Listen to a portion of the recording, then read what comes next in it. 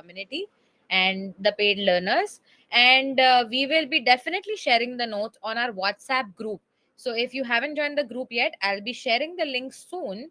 So we'll be sharing the notes after the class ends. You will also be receiving the certificates for this particular masterclass. You will get it after the class ends. So you'll be able to download it from the main page, the registration page, and I'll be sharing the link later on. If you have a lot of questions for us, please post it in the questions tab, and we'll be taking up your questions one by one, or in between the class. So I hope everybody is ready to begin with the session. Amar. And yes, one more thing, I request you guys, please do not spam in the chat. Please do not post any links over here until and unless you are asked a question by the instructor or you are asked to interact. Only then put your comments in the chat box. Request you not to spam in the chat. Otherwise, I will unfortunately have to disable the chat or ban the user. Okay, guys? Okay, great. So just give me one moment. Our instructor is also here, and I would quickly like to introduce him. So today's session is on building scalable systems using Docker, which is going to be taken by Shivay Lamba, and the man of our show is here.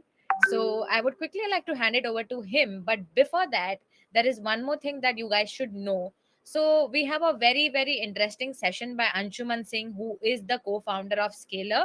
He's going to be taking a free session on how to ace top interviews.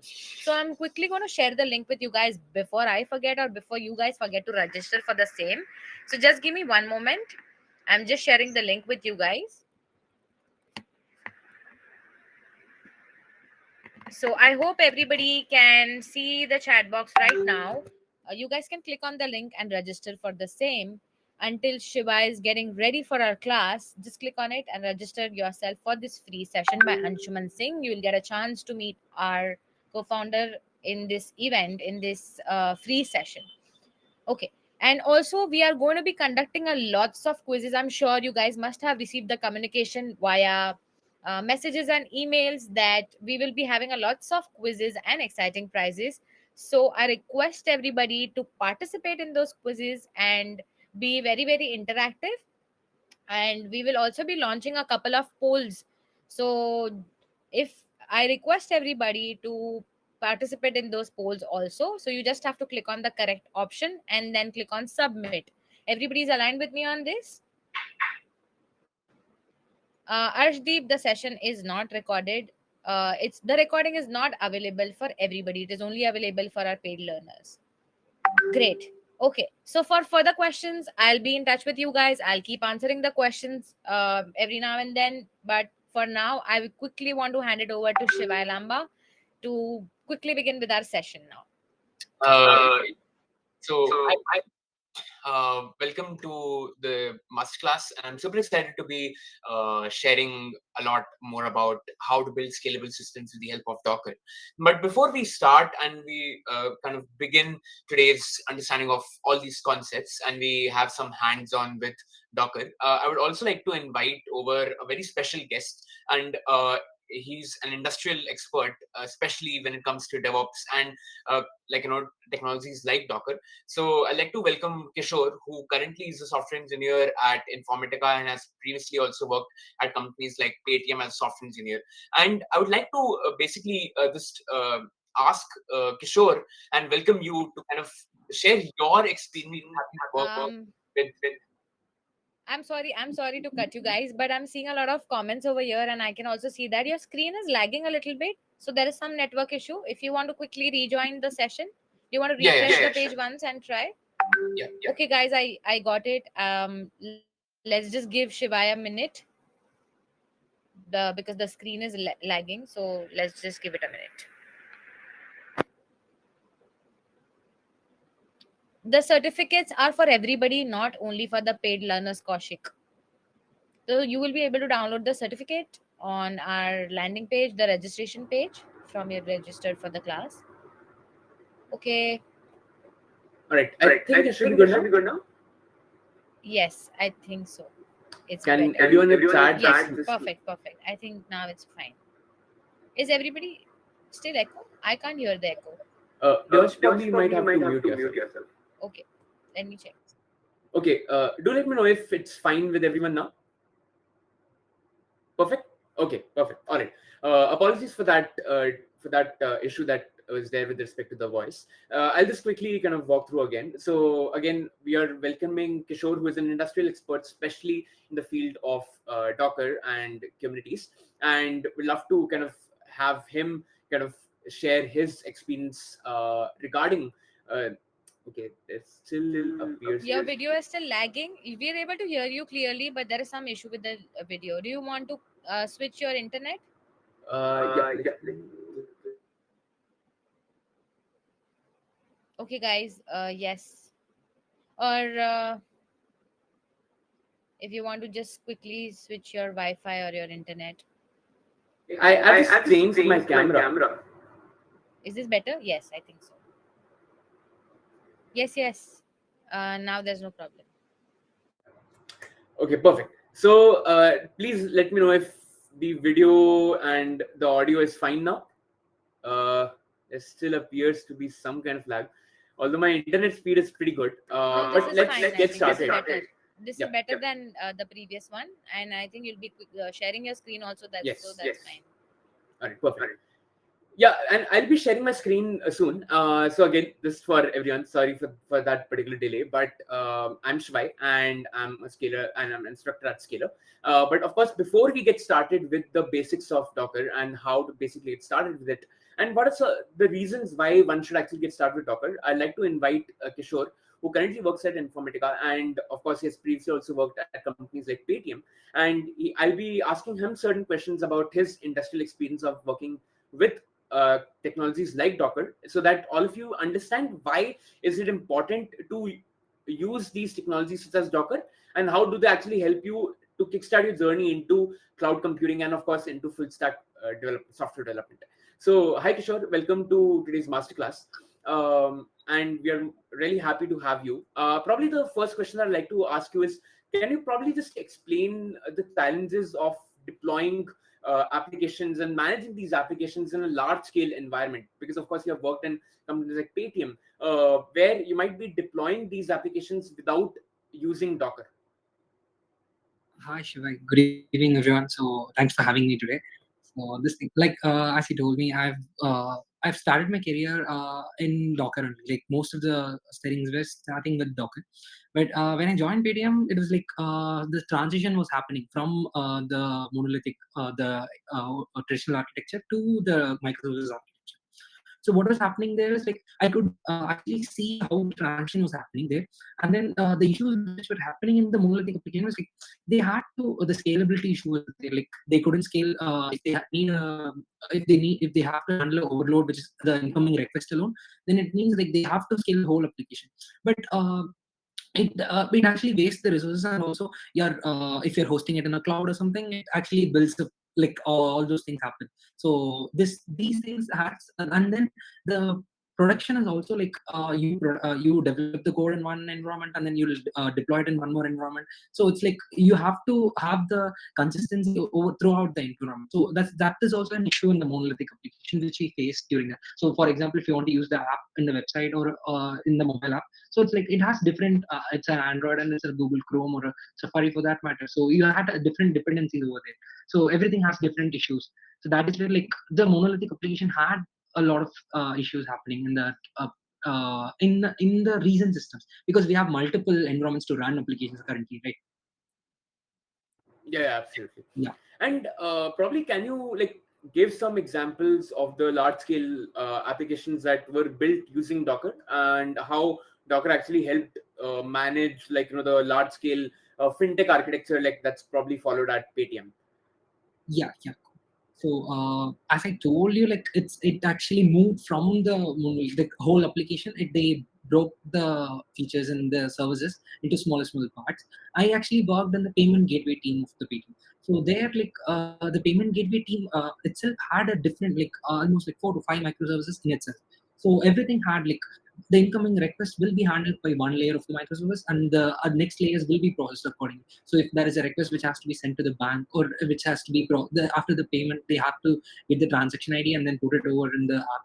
So everything handles in a different microservice. So it means like whenever there is a request to the payment gateway, it actually just scales up the incoming request handler alone. So the request handler will be scaled up, not the whole payment gateway part of it. So that way you can actually reduce the resource utilization. So this becomes easier with the part of like with using containerized application like for Docker or Kubernetes, whichever you're using.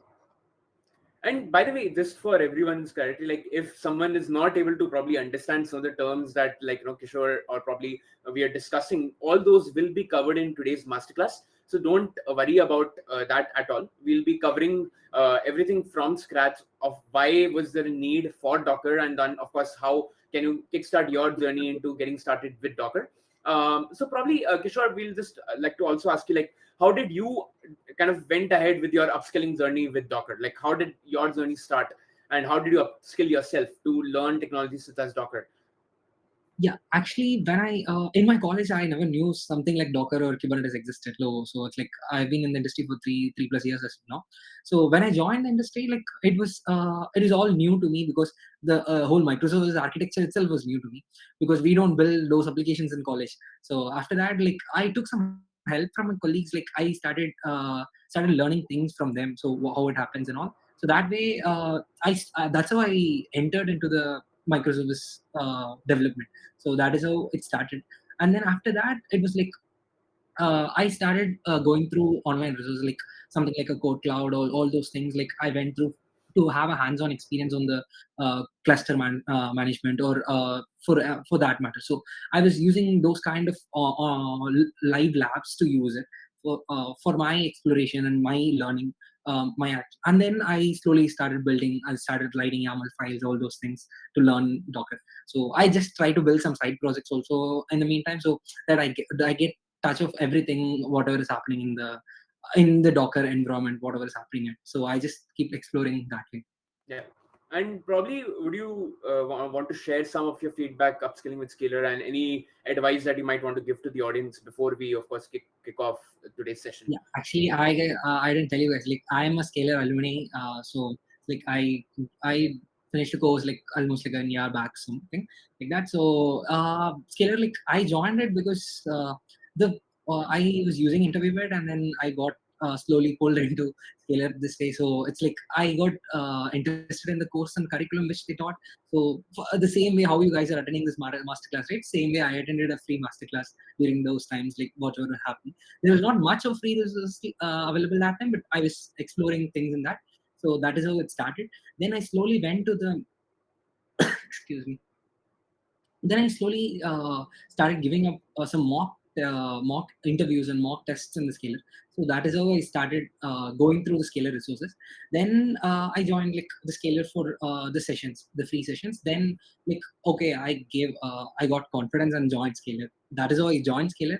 And then I got like the best session I made is like something like I worked upon a lot of real world projects during my course curriculum in Scalar.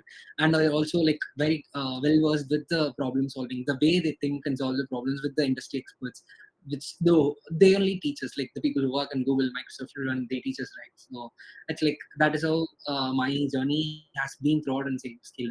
And Yeah. obviously you can't ignore the mentor sessions also. They all like go way beyond to help you throughout your mock interviews, and if you have anything scheduled and prior, like if an interview is coming up, so they help you out. So Yeah. that way. And I attend these kind of master classes also Mm. side by side to learn newer tech stack which is coming up. So it's Absolutely. always the community matters, right? So Yeah, that's yeah. it. That's definitely true, and thank you so much for sharing your entire experience with Docker. So of course, as Kishore kind of came up with some of these terms that a lot of you might not be aware, right? So that's what the goal of today's masterclass is, that we'll be covering all these particular topics, and of course we'll understand from scratch that why was there a need for a technology like Docker, and then of course getting started with Docker and all, getting also like some hands-on experience so that all of you can learn from today's masterclass and implement it. So, by the way, like if you would want to connect with Kishore and other alumni who have kind of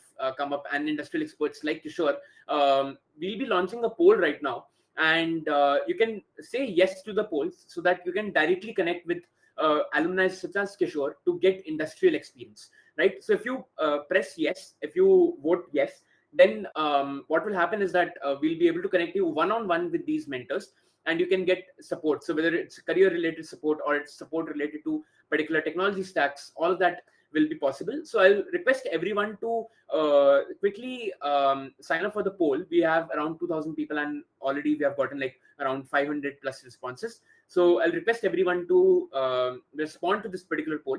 And of course, we'll also be sharing Kishore's LinkedIn if you want to connect with him later. But yes, you can directly ask on the poll and connect with us. So thank you so much for all of the wonderful poll response. And I think with that, we are good to now start. And let me go ahead and actually also share my screen, because I think like earlier folks were not able to view my screen. So let me go ahead and actually share my screen. Just give me 1 second. Let me know if everyone is able to view my screen. Just give me one quick second.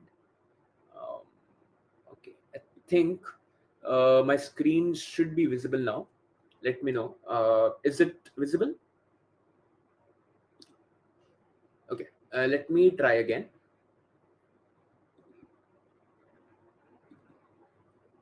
All right, let me know if the screen is visible to everyone now.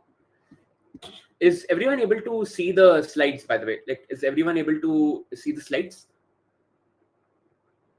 Everyone able to see like building scalable systems using Docker? Okay, perfect. Thank you so much. All right. So I hope that everyone was able to at least get an understanding that what we are going to be covering today. So we discussed with our industrial expert about building scalable systems, right? And that is what we are going to be learning today, that how do we actually build scalable systems with the help of technologies like Docker, right? What are the ways in which you can leverage these tools? And we'll start from scratch, right? So this probably a quick like a vote of how many people are probably hearing the term Docker for the first time. Can we have like a quick vote of hands to just get understanding of a feeling of that what is the audience like? So that's the first vote that I want to have. So it's looks like a 50-50%. Now my second question is that how many of you are probably hearing the term virtual machines for the first time? Can we have a quick vote on virtual machines? How many of you are hearing the term virtual machine or do not know about virtual machine, let's say, or might not have heard about it or do not know what virtual machines are? So again, we have a good balance of people who already know about it and people who do not know about it. So I just want to kind of set the expectation for everyone from today's session. So today we'll be getting started with technologies such as virtual machines and why virtual machines were created in the first place and how that actually brings us to the entire ecosystem of containers and Docker. So today, if you like, because we have more than 2,000 people right now, a lot of you might be aware of technologies like Docker, right? So you might have probably known about Docker or already used it, and some of you might not have probably covered about technologies like virtual machines also. So we'll consider everyone as beginner today, and we will set the expectation. We'll basically talk about these technologies as well, such as virtual machines, and we'll build gradually. We'll come out to the point of why did we initially talk about Docker or why Docker was required in the first place. So, right, we will start from beginning. So if anyone is basically getting started from scratch, don't worry, we will set the expectation for everyone, and it will have both theory and practical, right? So we'll come to the practical part when we discuss about how containers, how Docker works. So we'll have the practical bit as well. But I just want to share with everyone that if you are an expert, even if you are an expert, then you will learn something or the other from has how we basically set the level expectation of why these technologies were required in the first place. So please keep just stay with us, and also just be aware that there are a lot of different beginners as well in this entire masterclass. So we'll also have to cater them, right? So just ensure like we are just setting up the expectation that this will be starting from scratch so that everyone understands. Okay, I hope that does that make to everyone, that everyone is able to go along with us. Perfect. All right, so I'll now basically start with today's session. So thanks for staying with us, and we'll basically get started. Now, just a very quick introduction about myself. So I'm Shivay. I'm an instructor at Scalar, and I've also been a Google Summer of Code mentor. So basically, Google Summer of Code is an open source mentorship program, which basically is having a lot of different open source projects, right? So this is typically conducted by Google, and I've been a mentor for a lot of different cloud specific programs and open source projects like Jenkins, which is basically a CI/CD, which is a continuous integration continuous development tool, and also in the Cloud Native Computing Foundation, which basically again has a number of different projects in the cloud domain. Again, these are all open source projects, and a lot of my experience in the past 3 years of my full-time industrial experience has been like building projects, and of course leveraging the tools of cloud platforms like AWS, Azure. All these are like different cloud tools to basically build and deploy applications, right? So a lot of my experience that I've gained over the past 3 years, I'll be sharing some of that experience with all of you, so that all of you from today's masterclass can leverage that experience and build and deploy applications with the help of technologies like Docker. So that's what the agenda is all about today. We'll start off with the first point of why do we require a tool like Docker in the first place. Then we'll learn about the Docker architecture, and we'll be learning some use cases, some real world use cases where Docker is used. And then we'll build applications so that you understand how you leverage these tools such as Docker to build them, right? With a hands-on experience. And Devanshi will just launch the callback poll. So please go ahead, Devanshi.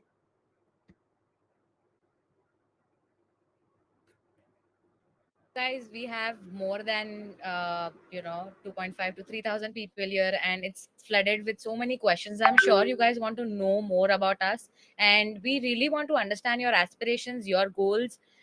We want to understand your role and domain, and then give you suggestions for your career. So it will be a free of cost call. We have the special initiative for you, where we would like to get in touch with you over a one-on-one call and speak to you and then guide you, so you can ask whatever questions you want to. It's not going to be a sales call, it's a career advisors call, where either me or Shivai or the team will get in touch with you, speak to you one on one, understand your perspective, and then decide the roadmap to your career. So irrespective of whatever decision you may take later, now is the time to just click on yes, so that we can get in touch with you and get to know you better, understand your number of years of experience, your company, your role and domain, and then maybe we can talk about how to go about this.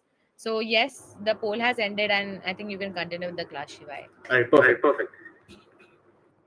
All right. So that's a quick introduction about myself, and now, of course, we'll quickly get started. Right. So before we talk about Docker, we will of course talk more about why was there a need for a tool like Docker, by talking more about from a historical perspective of how software actually started to build. Right.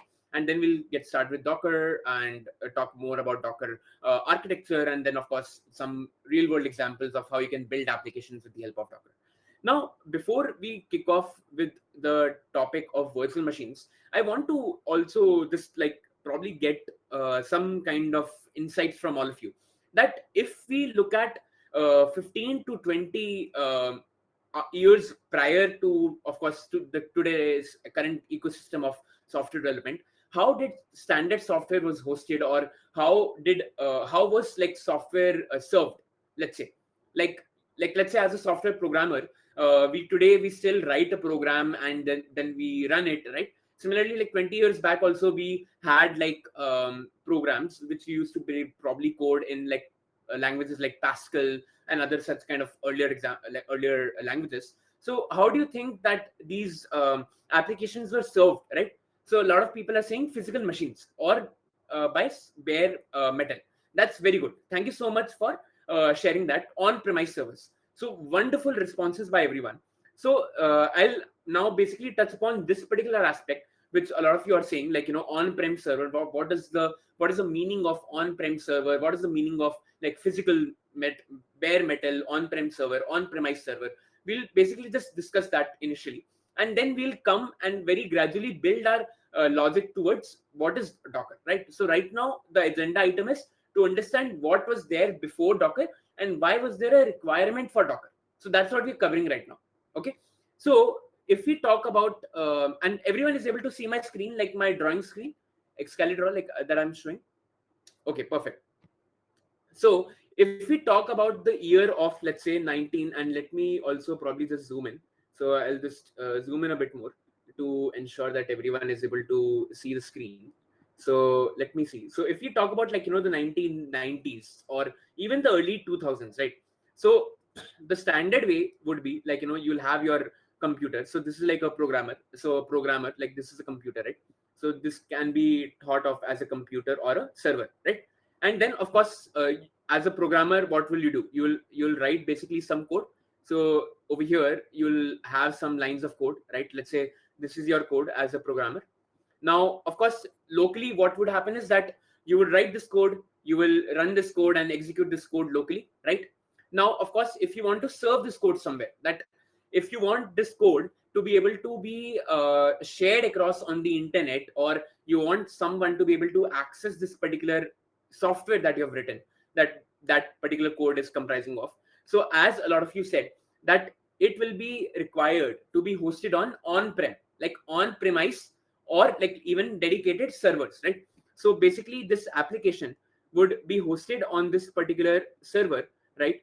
And you'll need a physical machine and a connection to basically have this application running at all the times, right? On 24/7, right? So if you're saying on-prem, basically means that, let's say that you are the developer and you have written this software, and you now require other people to access this particular software. So you'll have to run this particular software on your own machine, right? Or on a dedicated server, and have to run it 24/7, right? So that it is accessible 24/7 for everyone. So that means that you have to run your local machine 24/7, so that other people can access this particular application. Does that make sense? Is everyone able to follow along? Right? It seems logical enough that if you want to serve it, you will have to run it 24/7. Now, okay, that is good. That okay, if you are running one application now, but let's say that you want to serve this particular application to more people. To, let's say right now you are serving it to one person. Now you want to serve it to 100 people. How would you do that in this current context where you are having an on-prem server and you want to basically run this application and you want to serve it? What's the logical way of serving it to 100 people? Increase the number of servers. Perfect. So what would you have to do? You'd have to basically purchase more number of servers, right? So you'll basically need more number of such type of servers, right? So you'll have, like, server 1, server 2. So let's say that this is basically server 2, right? This is server 3, this is server 4. Now each one of them will run your app, right? But do you imagine that if you are probably having you have to serve these 2,000 people, you will need 1,000 physical servers, right? Does that make sense? That you need 1,000 physical servers. But is it financially feasible to have 1,000 physical servers running locally for your own application? It will cost a lot of money, right? It will require a lot of space, a lot of money, right? So does that make financial sense to have some kind of setup like this? No, right? Perfect. So this is the reason why we basically, from the earlier 1990s and from 2000s, since, like, the capex, exactly, the capex is so high that we had to move away from this kind of a system, right? We had to move away from this kind of a system to a system called as virtual machines, right? And that is where we basically now we'll discuss about virtual machines and what are virtual machines.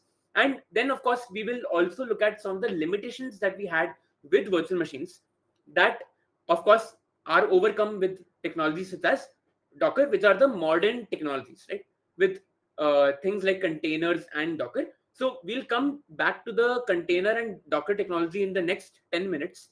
But in the next 5 to 10 minutes, we'll understand that how we went away from having to manage physical servers now into the entire ecosystem of virtual machines.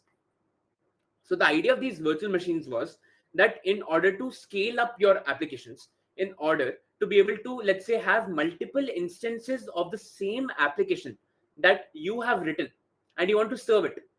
We could achieve that with the help of virtual machines, right?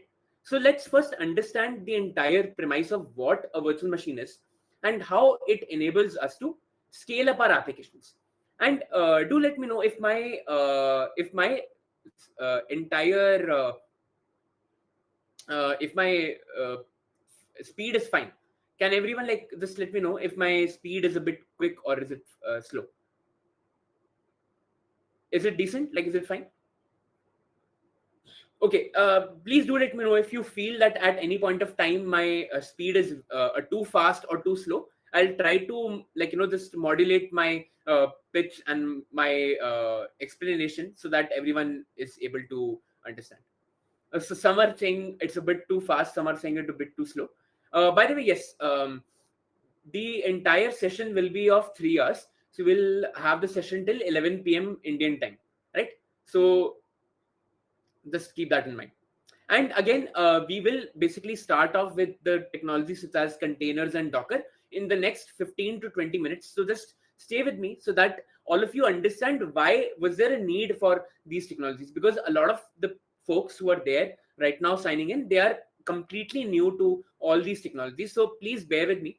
And again, we have to address to everyone. So a lot of the folks are beginners. So we will basically start everything from scratch, and we will talk about the basic. We'll set up the expectations for everyone. Okay.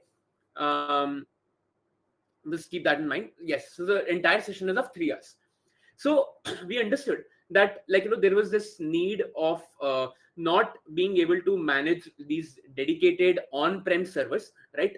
So because it was requiring a lot of capital, a lot of money to be able to host so many different servers, we wanted a better scalable solution where you did not probably require to have so many physical servers in your own little space that you might probably have at home, right? Because living in a 1 BHK apartment or a 2 BHK apartment, we cannot really have a lot of servers space, right?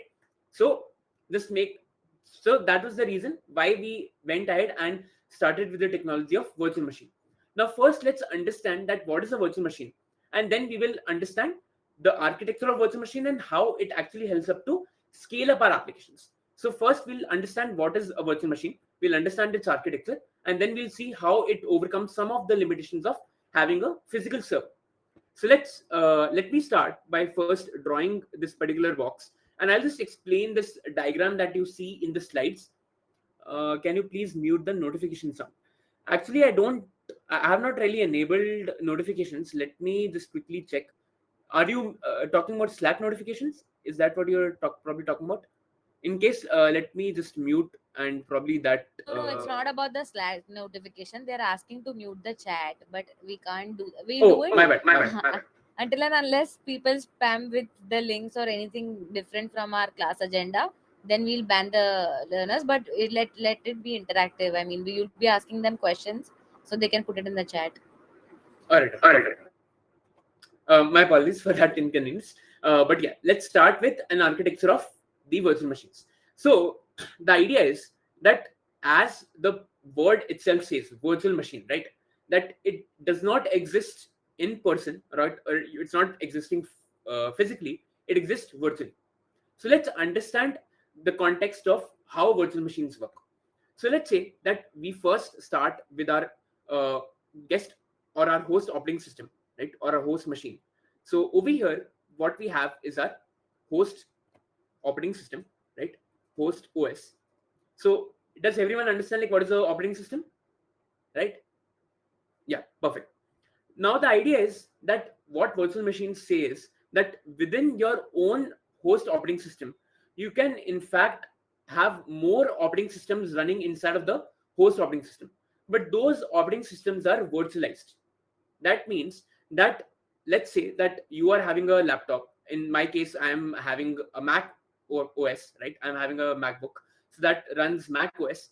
Similarly, let's say if you have a Windows laptop, it will be running Windows operating system, or you might have probably dual booted it, so it might have a virtual machine, it might have an Windows operating system and also a Linux operating system, or you might just have simply a Linux operating system, right?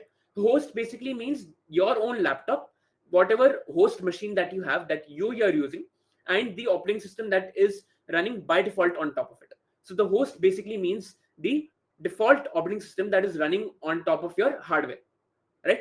Does that make sense to everyone, the terminology host? Now, how many of you have probably heard of this particular tool called VirtualBox? A lot of you might have probably seen this particular tool uh, during your childhood when you had gotten started with these particular tools. So the Oracle virtual machine VirtualBox. So I see a lot of you have used it. So this is an open source tool that is provided by Oracle that essentially allows you to have multiple virtual machines run inside of your system, right? So you see over here Windows 10, then this OL8 virtual machine, OL7 virtual machine. And if I look at this Windows 10 virtual machine, you can take a look that it is Windows 10, and it has been assigned a certain amount of base memory. It has been given certain amount of base RAM, right? So the idea is that if you use this VirtualBox machine or this VirtualBox software, and if you run this particular Windows 10 operating system, this does not mean that you actually have Windows 10 running locally in your machine, or you have installed this Windows 10 locally in your machine. Whatever platform or whatever host operating system that is running in your system, that will still remain. But this tool of VirtualBox actually allows you to run this particular virtual machine, this Windows 10 virtual machine in your system, right? Now, how is it able to accomplish that? And for that matter, if you probably take a look at another example, this is an example where you can see that it has Ubuntu, it has Oracle Linux, it has CentOS, it has Windows 2016. So all these particular operating systems are not installed by default on your local machine. For example, if I were to have this virtual box running in my Mac OS, that does not mean that I have Ubuntu or Windows having installed in my MacBook itself. They are being virtualized. So these operating systems are being virtualized with the help of these virtual machines. And how we are accomplishing that is with the help of a tool called the hypervisor, and we'll discuss about what this particular hypervisor is. And this, I'll also be taking up certain questions from time to time, because there are so many questions coming up. So just stay tuned with me. Like, we'll have enough breaks in between where we'll basically take up some of the most commonly asked questions, but I'll be keeping a track of all the questions that are coming in the chat, so that we are able to cater to all the different type of questions, right? So the idea is that right now we are basically on our host operating system. So in this case, let's say that you have a MacBook and I have a MacBook, and that is running Mac OS. So the Mac OS is my host operating system. Now I'll draw another box over here, right? And I'll term this particular section called as the hypervisor, and we'll understand that what is this hypervisor, right? So just stay tuned with me. We'll understand what is this hypervisor, right? What is the role of the hypervisor and what it does. I'll come back to that in some time. Now let's take an example over here that we have this VirtualBox tool, and you can see that there is Windows 2016, there is Ubuntu, there is CentOS. All of these are virtual operating systems, right? They are basically not existing on your physically on your hard drive. They are not existing there, but you are essentially virtualizing them. And what does this term virtualization mean? It means that these operating systems or these systems are not physically present on your host machine, but you're virtualizing them, right? They do not exist on your particular system, right? They're not installed by default on your system, but you're virtualizing them, right? So let's say have multiple virtual machines in our system, right? Let's say that there is a virtual machine 1. So we'll call it virtual machine 1, right? So we'll call this as virtual machine 1. And let's say that we'll have probably another set of virtual machines. So here is an example of VM2, right, which is virtual machine 2. And similarly, we'll also have another virtual machine. So we'll just call this virtual machine 3, right? Now, the idea is that each of these particular virtual machines, right, will have their own operating system, right?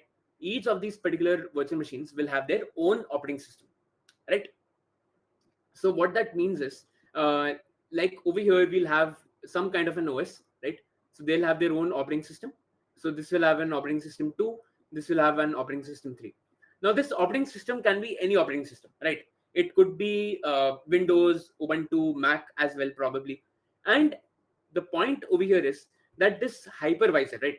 So this hypervisor is a layer that basically allows your host operating system to allocate system resources to these virtual machines, right?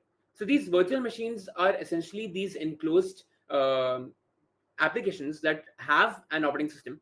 They can have their own set of applications also inside of these virtual machines. So alongside your operating system, you could have an application as well, like any application running. Let's say that you basically spin up a Ubuntu based virtual machine, and that uh, Ubuntu based virtual machine is running your application code that you have written, and that is running on this particular virtual machine. So it will come with the application and the operating system that is being virtualized. So in this case, let's say it's an Ubuntu based operating system, right? So the main idea, or what the hypervisor does, right? The hypervisor allows your host operating system or your host machine to allocate the system resources. And in this case, what are the system resources? They are the RAM and the storage, right? Because each of these virtual machines will require certain amount of storage and certain amount of RAM so that they can execute. Does that make sense? Like, is everyone able to understand this part, that they will require certain amount of hardware resources such as storage and RAM?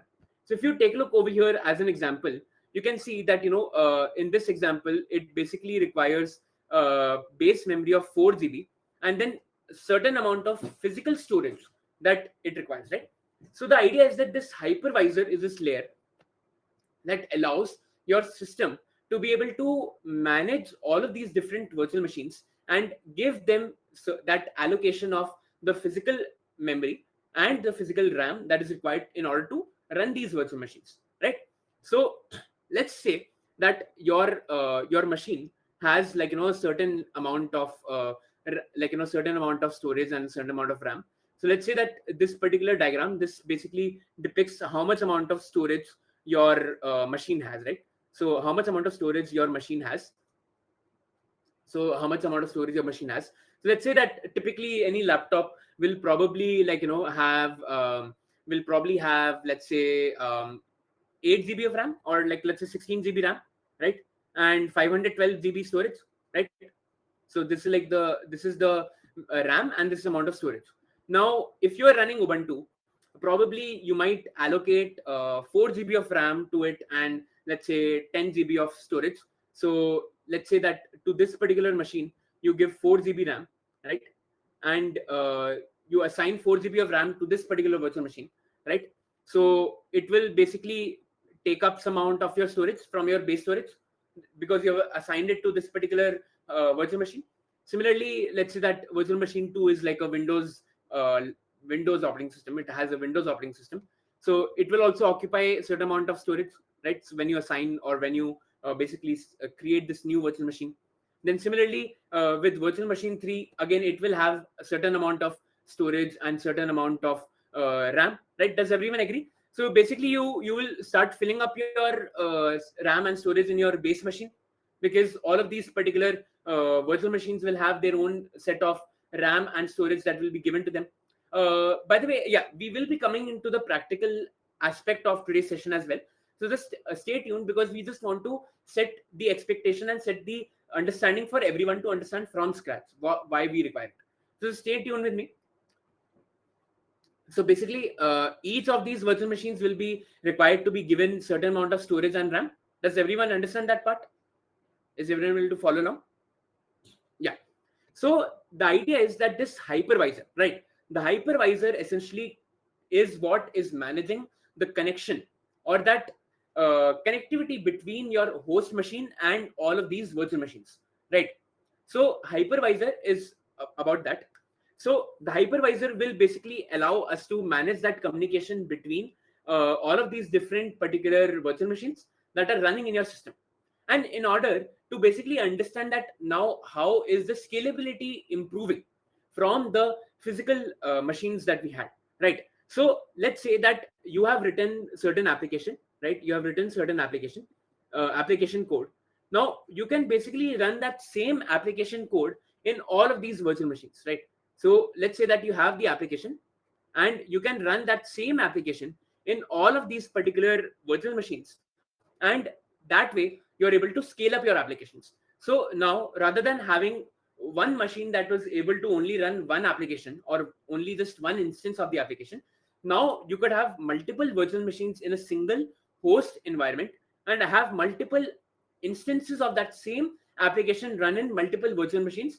So you essentially are able to now scale your application. Does that make sense? So basically, in VM1, in VM2, in VM3, in all of these virtual machines, you could basically run your same application, right? And that way you're able to scale up your application. Does that make sense to everyone? So essentially, these virtual machines are acting like servers. Exactly. Does that make sense to everyone? Okay. Now let's understand that, of course, we were able to run multiple applications on the same machine. Does everyone understand that part now? So there are certain disadvantages as well with virtual machines that we will cover with the help of containers. So now in the next 5 minutes, we will understand that what were some of the limitations that we basically found with virtual machines, and how that brought us to the entire concept of containers and the entire concept of Docker. So within the next 5 minutes, we'll basically kickstart our journey with containers and Docker. So the major pain point, right, with the virtual machines is that with every virtual machine that we spin up, we do require the operating system. Now, keep in mind that the operating system itself requires certain amount of storage, right? Certain amount of memory, right? For example, like if you install Mac OS, Mac OS probably requires somewhere around 5 GB of storage. Ubuntu is probably like 2 GB in size. Every operating system is having a certain size in order to run it. Now, since every virtual machine requires a dedicated operating system, right? That's and by the way, like in terms of the terminology, like similar to how we have the host operating system, that is your base operating system. Each of these virtual operating systems that you have, like that are there in the virtual machines, are called as the guest operating system, right? So just keep in mind the terminology that we'll use, right? So this is called as the guest operating system. Now, because like every virtual machine that we spin up requires you to have an operating system that will require some amount of storage, right? So let's say that you could have 5 virtual machines that could fit in your local machine.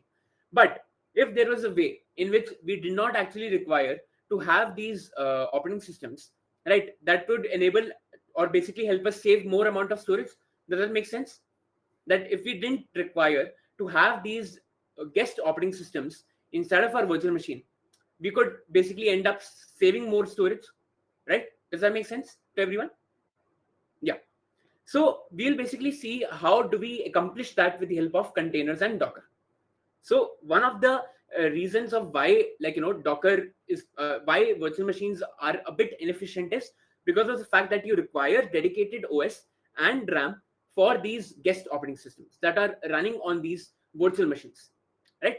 So that's one point. Now another point that I would want to probably talk about is the sharing of the code as well. Now, how many of you have probably come across that particular this particular very common saying that you wrote a code in your local machine, right? You wrote a particular code in your local machine. It ran perfectly fine, but when you shared that particular code with someone else, it did not run at all, or it basically did not run at all. How many of you have probably encountered that, right? I would just probably go and say that if you have not encountered that, you have not done proper software development. So if you have not faced that, you have probably not done proper software development. And can anyone probably guess why is that the case?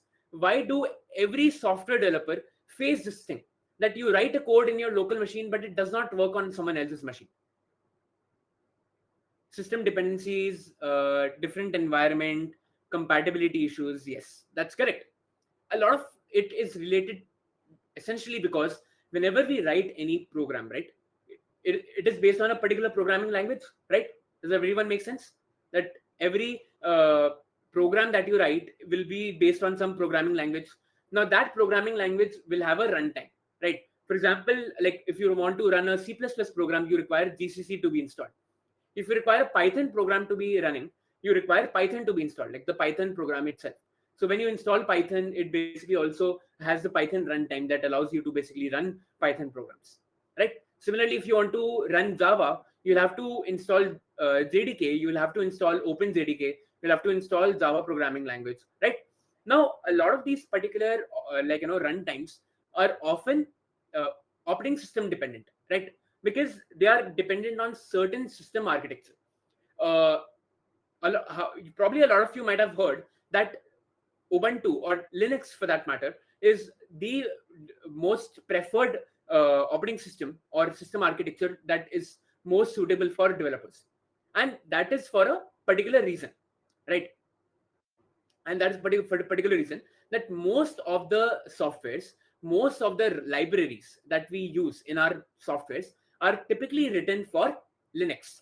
Now if you try to, let's say, run a particular software that has been specifically designed for Linux, and let's say you as a software developer were building a software in Ubuntu, right?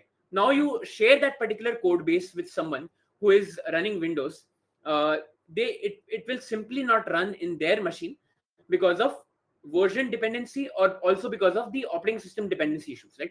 So the idea is that the reason why it might not work is because certain libraries, certain softwares, certain applications are only built for certain system architectures or certain operating systems, which might not just work simply for other operating systems. So a lot of us basically face these problems from day to day, such as one software working in one machine but not in another machine. Similarly, dependencies that you might have written, that your code might have. And what is the meaning of a dependency? Let's say that you write a Java program. How many of you have probably worked with Java? Right, a lot of you might have worked. So you are aware, right, that we basically have the packages in Java. Like there are Java packages. So whenever we write any Java program, you have external packages, you have like packages. Similarly, like in other programs, we have dependencies. So these dependencies allow you to basically have additional functionality in your program, right? So a lot of times it might happen that some of these dependencies might be dedicated towards only, like, let's say, work. They might only work with certain systems, or let's say that there might be certain dependencies that might be working with certain versions of the programming language itself. Because let's say that if someone has Java 8 installed, right, and someone has Java 1 installed, 1.8, let's say.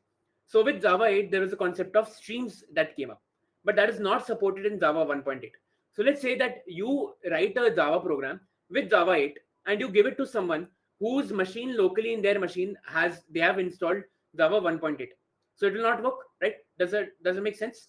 Oh, Java 8 and 1.8 is the same. So in that case, let's say Java 20, let's say Java 1 or Java 2. I'm just giving an example. So because you have different version of Java, it will not work, right? And let's say that when you are building a more complex application, you might have multiple services, you might have a database, you might have a front end, you might have a back end, you might have multiple services, and you might have different programming languages that you might be using, right? So that basically, will have more dependencies and a greater chance that it might work in one system but might not work in another system, right? Does that make sense? It's a very trivial problem that we face from time to time, and you will basically face this issue if you're also using virtual machines as well. So what that means is that, because if we talk about like virtual machines, if you were writing certain code, right, it will be running inside of a guest operating system. But let's say if you want to share your application code with someone, right, they might have some other operating system, or they might have certain other version of a programming language that might simply be incompatible, right? So these are some of the common issues that we face when shipping software. What does the shipping mean? Then when you want to productionize your software, right? Of course, whenever we productionize our software, right, the main use cases that we want to basically be able to run that particular software in a dedicated environment so that we can serve it to many people. Does that make sense to everyone? Right? These are the common problems that we face. Does everyone agree? And just to quickly answer this one question that was there, that is, what is the use of these virtual machines? Why do we need them? So as I mentioned that, like let's say that you want to scale up your application, you, with the help of virtual machines, you are essentially are able to have multiple systems running at the same time in that same host environment, right? So with every virtual machine, you are essentially uh, getting a clean environment in which you can run your application. There might be certain limitations to your own single operating system, like your single host operating system, because of which you might not be able to run multiple instances of your same application just using your host operating system, right? And I hope that the pace is fine with everyone. Yeah, exactly. So with virtual machine, it allows you to have, or it allows you to accommodate more applications in the same machine, right? So I hope that makes sense to everyone. So now the point is that we find all of these particular issues with these with shipping all of these particular softwares. And if the problem 3 is not understandable to everyone, the idea is that what does moving parts mean? That means that, let's say that even with PHP, right, even probably with Ubuntu, Ubuntu has different versions. There's Ubuntu 20, there's Ubuntu 22, there's Ubuntu 16, and a lot of different features are sometimes they are introduced in newer versions of of these particular systems, or these operating system, or these programming languages that might not be compatible with previous versions of them, right? So that is what we are essentially discussing, that if you have a lot of these technologies that are being used in your application, then a lot of them might be incompatible between different versions of the software, or between different versions of that particular programming language. So I hope that this makes sense. And this is very commonly faced, Saurabh is saying, talking about, like, we find this with npm, which is basically node, right? So this is very common, right? As a software developer, this is something that you face on a day-to-day basis. So now the idea is that now we have understood, like, what are the issues with with these virtual machines, right? That you require dedicated operating system. You essentially might face this issue of the dependencies not working properly because of the operating system, right? So how do we overcome all of these particular issues? So now we'll basically come to the entire part of containers, right? So of course we started off with like the single machines, and we led to the virtual machines, right? So all virtual machines, again, all those particular issues that we have basically covered. So the idea is that since we are essentially talking about being able to share these projects with others, it's a pain because of incompatibility issues, because of dependency issues, because of change in the operating system, right? And of course another important aspect is that we have to basically reinstall everything from scratch, right? The idea is that, let's say that you basically run your software, and you basically have all of the different dependencies. If you're sharing it with someone else, you'll have to share, or you'll have to install everything from scratch. All the dependencies will have to be starting from scratch, right? So that is also another issue. Of course, another issue that we spoke about is the operating system. So that is where now we'll come to the entire aspect of containers. So far in the past few minutes, or in the past 20 minutes, 30 minutes, we have understood what are the modern problem software issues that everyone faces. So I hope that everyone now understands that these are the typical day-to-day problems that all of you will also face, whether you are a software developer, whether you are now a college student. All of these issues that we have highlighted are something that all of you will face. So these are the real world issues that led to the entire concept of the containers and Docker.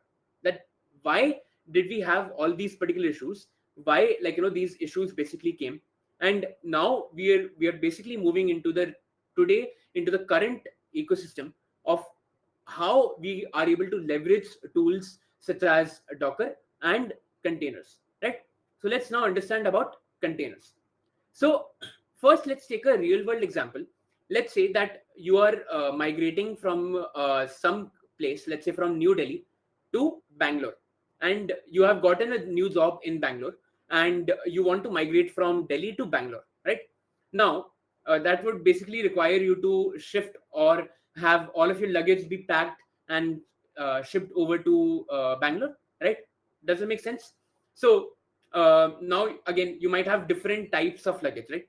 Now you might probably try to think that like, let's say you have a container, you have a piano, you have a guitar, like, you know, you have different types of things. So every particular item will require some amount, some kind of a storage, right? Now, does it make financially sense to have different type of storage containers that basically fit different materials that you want to ship? Can we have one unified container that can ship multiple things at the same time? Can we have that? Right? So we want a universal container that can basically fit different types of items, and that will enable us to basically have more amount of more amount of items being shipped together, and not have to worry about different items requiring different type of containers. So that essentially means that if we have some kind of a container like this, and you might have probably seen them in in ships or in trains, like, you know, these kind of boxes, which basically can have multiple items that can be stored inside of these. Does it make sense? Right? Does everyone agree that if you use this kind of a container, it can store multiple items of different sizes, of different formats, of different shapes, but it can very efficiently have everything stored in these containers, and they can be shipped anywhere, right? So that is where the entire concept of containers in the world of software development came into pursuit, like came into fusion. That if you have different software architectures, if you have different type of dependencies that are dependent on particular operating systems, you can essentially ship all of that particular software with the help of these containers, right? And not have to worry about having to run them, or have to worry about all these particular issues that we learned, like having to reinstall everything from scratch, something working on one operating system but not working in another environment, having to deal with version dependencies. All of them are basically overcome when we talk about these containers. So containers, and we'll understand the main difference between virtual machines and containers. And within the next 20, I would say 15 minutes, we'll start with the practical implementation. So don't worry, majority of this session will be practical, but we needed to have this entire theory also, so that everyone is able to build the concept. So conceptual building is very important to understand why containers are needed. So I hope that everyone is able to follow along till now. And yes, the slides and all the notes, all of that will be provided to everyone, right? So don't worry, we'll be providing all of this to everyone. So just stay tuned. We will be starting with the concept of Docker, of course, like the actual Docker concept practically also in the next like 15-20 minutes. Perfect. Thank you so much for this being able to follow along. So the idea is that in order to overcome all these particular issues, right, we have come up with this entire concept of containers, right? So containers are essentially, I would say, smaller versions of virtual machines. They are very similar to virtual machines, but they are lighter and more efficient. And we'll understand that how do these containers work by understanding their difference from the virtual machines, right? So the point is that we understood that what are virtual machines, right? And I'll just quickly, for this reference, draw out the container also over here, right? So of course, this entire concept was a virtual machine, right? So this is a virtual machine. And now we'll compare it with a container. Like, what is a container, and how does it compare between a with a virtual machine, right? So with a container, we'll start off with the same aspect of that you will have a host machine, right? So you will start off with a host machine, right? So you have your host machine and you have your host operating system running in that machine, right? So this is basically your host machine. So this is your host machine, right? Your physical machine, host machine, and your host operating system. So that's the same. So in both container and virtual machine, you'll have your host machine and your host operating system. Now, instead of something called as the hypervisor, right, we'll have something called as Docker over here. So instead of the hypervisor in virtual machine, we have an equivalent of that. Of course, it is very different from the hypervisor, but this is where the concept of Docker basically comes, right? So we'll understand what is a Docker, like what is Docker. We'll understand that in the next 5 to 10 minutes. But before that, we are just understanding what is a container. So we have Docker, but now instead of having the virtual machines, we're having these smaller points called as containers. So let's say that this is a container. All these are containers, and we'll understand like what is a container, how is it different from a virtual machine, right? So let's say that this is container C1, this is container C2, this is container C3, this is container C4, this is container C5, and so on and so forth. Now, fundamentally, the main point of difference between a virtual machine and a container is that the container does not require you to have a guest operating system. So one of the drawbacks that we saw with the virtual machine is that it requires you to have a guest operating system, right, in order to run that virtual machine.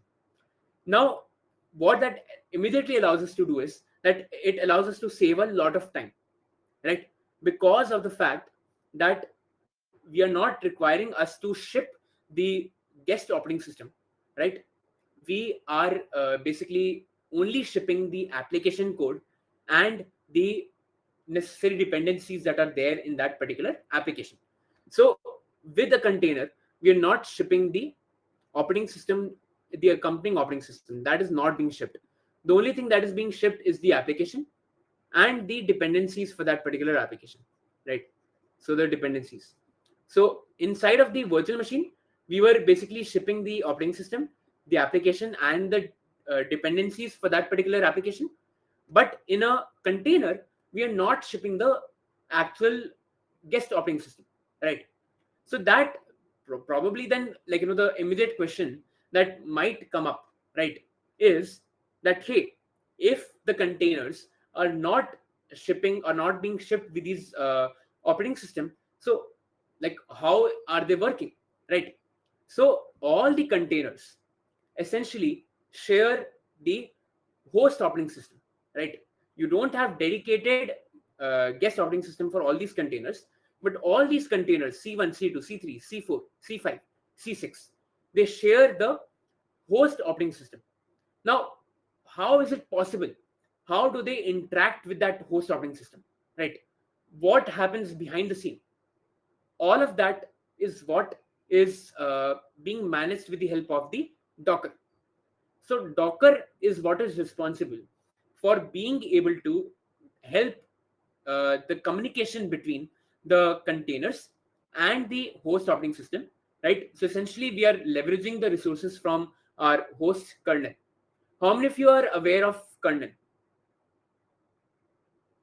Like, what is a system kernel? Can anyone describe what is a kernel in your operating system, in your system hardware? It's part of the operating system, right? So essentially, a kernel is able to basically allocate your system resources to any processes or any resources that are basically running, right? So like you have your CPU. So CPU has different system processes running. So your kernel is able to basically, yeah, exactly. So Shankari has very, rightly said that operating system interacts with the kernel and kernel interacts with your hardware. Exactly, that's the correct part. That basically your OS, right? So you have your OS, that interacts with the kernel, right? So kernel is the layer between the operating system and the hardware. So if your operating system is wanting to deal with something like, let's say, and just give me yeah, so let's say if your if your operating system is willing to deal with, let's say, the RAM or the storage, the kernel will basically come in between. So all these containers are essentially interacting with your Linux kernel or with your system kernel. And how are they able to manage that communication? That is what is being managed with the help of Docker. Now we'll understand the inner working of containers as we'll understand the entire idea for how Docker basically works. We'll understand the concept of Docker architecture, because that is highly relevant to basically understand or the practical application of Docker. So we'll understand like how Docker is capable of being able to manage that communication with containers and your host operating system with the host kernel in order to allocate these containers system resources and the RAM or the storage that they require, or even the networking capability. Because again, do remember that these containers are not being shipped with operating system, so they don't have their own capability of having RAM, networking, storage. They don't have that automatically, but we assign them to them by that interaction between the kernel, the host kernel, and these containers, that is managed with the help of Docker. So I hope that is everyone able to paint a picture of what's happening, and you will get more clarity as we'll understand the Docker architecture in more. So should I probably repeat this part again? Okay, let me just quickly repeat this part, right? So as we said that the containers are not being shipped with the operating system. Now, if we talk about like even a virtual machine, how are they accomplishing the ability for the application to access the system resources, right? The operating system will take care of that. Does that make sense? The operating system will give access to the storage, to the RAM, to the networking capability, because let's say if you're serving your application, it will serve on a particular port, right? A real world example, Madhusudan, like is, let's say that like your, I mean, a real world example is like that of a virtual machine, right? That you are having a Node.js application that is basically running on port number 3000. It connects to a MongoDB database, and you're saving details of athletes, right? So the operating system, of course, will give access to the database. It will allow for the networking capability so that your application can run on port number 3000, right? Doesn't make sense? Now your application itself cannot just get networking capability or get access to a particular system port automatically. Like it cannot magically get that. You require some amount of system resources to be provided to it, so that it can get access to the RAM, to storage, to the networking capability, right? Does that make sense to everyone? So in case of a container, you don't have access to the operating system directly, because when you are creating a container, it only consists of the application, the application runtime, right, and the dependencies with it. Like it's not having the quote unquote like the operating system with it. So the point is that Docker as that technology allows you to manage that communication between the containers and the host operating system kernel, and that particular host operating system kernel allows the containers to access the physical resources, the networking capability, the system resources such as the the RAM and the storage. That is what is being managed with the help of the Docker. Now I hope does it make sense to everyone? And if you have questions related to how is that happening, stay tuned, we will discuss that. So we'll discuss that. So just stay tuned so that we'll understand. And we'll also take up the questions of the compatibility, like how does container do away with the compatibility issues, and how how does it actually solve the dependency issues. So we'll basically cover that part also. So just stay tuned for that particular aspect. Like we will cover all of that. So just stay tuned with me. Just stay tuned so that you're basically able to understand like how containers actually achieve that, right? For containers. So just stay tuned for that. We'll basically discuss that in some time. So now let's understand that how, like, contain and this kind of work between, like, the containers versus virtual machines. So of course, like, containers, because they do not require having a setup of a operating system, right? Since virtual machines do require like, an operating system, so it takes more time to basically set it up, right? And the idea is that basically whenever you are setting up a new virtual machine, right, it will require a dedicated amount of setup of, like, the application that you run on top of it. Everything will have to be done from scratch, right? So that will be required in the case of a virtual machine. Now, since with the container you don't require a operating system, so the startup time for running a container is very quick, because it can be done very quickly, right? And of course, since it does not have a dedicated operating system, it will have requirement of less storage also. So your container sizes are a lot smaller as compared to a virtual machine size as well. And we'll talk about the deployment side of things a lot more. So we'll discuss that. But just stay tuned for like, the explanation for Docker. So like, this is like the basic basic difference that of course I've already, like, talked about. So we'll basically discuss about now how the container runtime basically comes into picture, right? So Docker is essentially a container runtime, and we'll discuss how like, Docker actually is able to, like, uh, resolve this issue, right? And just one of the questions that I think, like, a lot of you are asking is that how is like, a container, or how, like, Docker essentially solves the problem of the dependencies, right? So see, the idea is that whenever we are creating a container, right, a container essentially, and we'll understand this from a diagram also, that if we, like, say that, like, there is a container, right? So let's say that this is a container.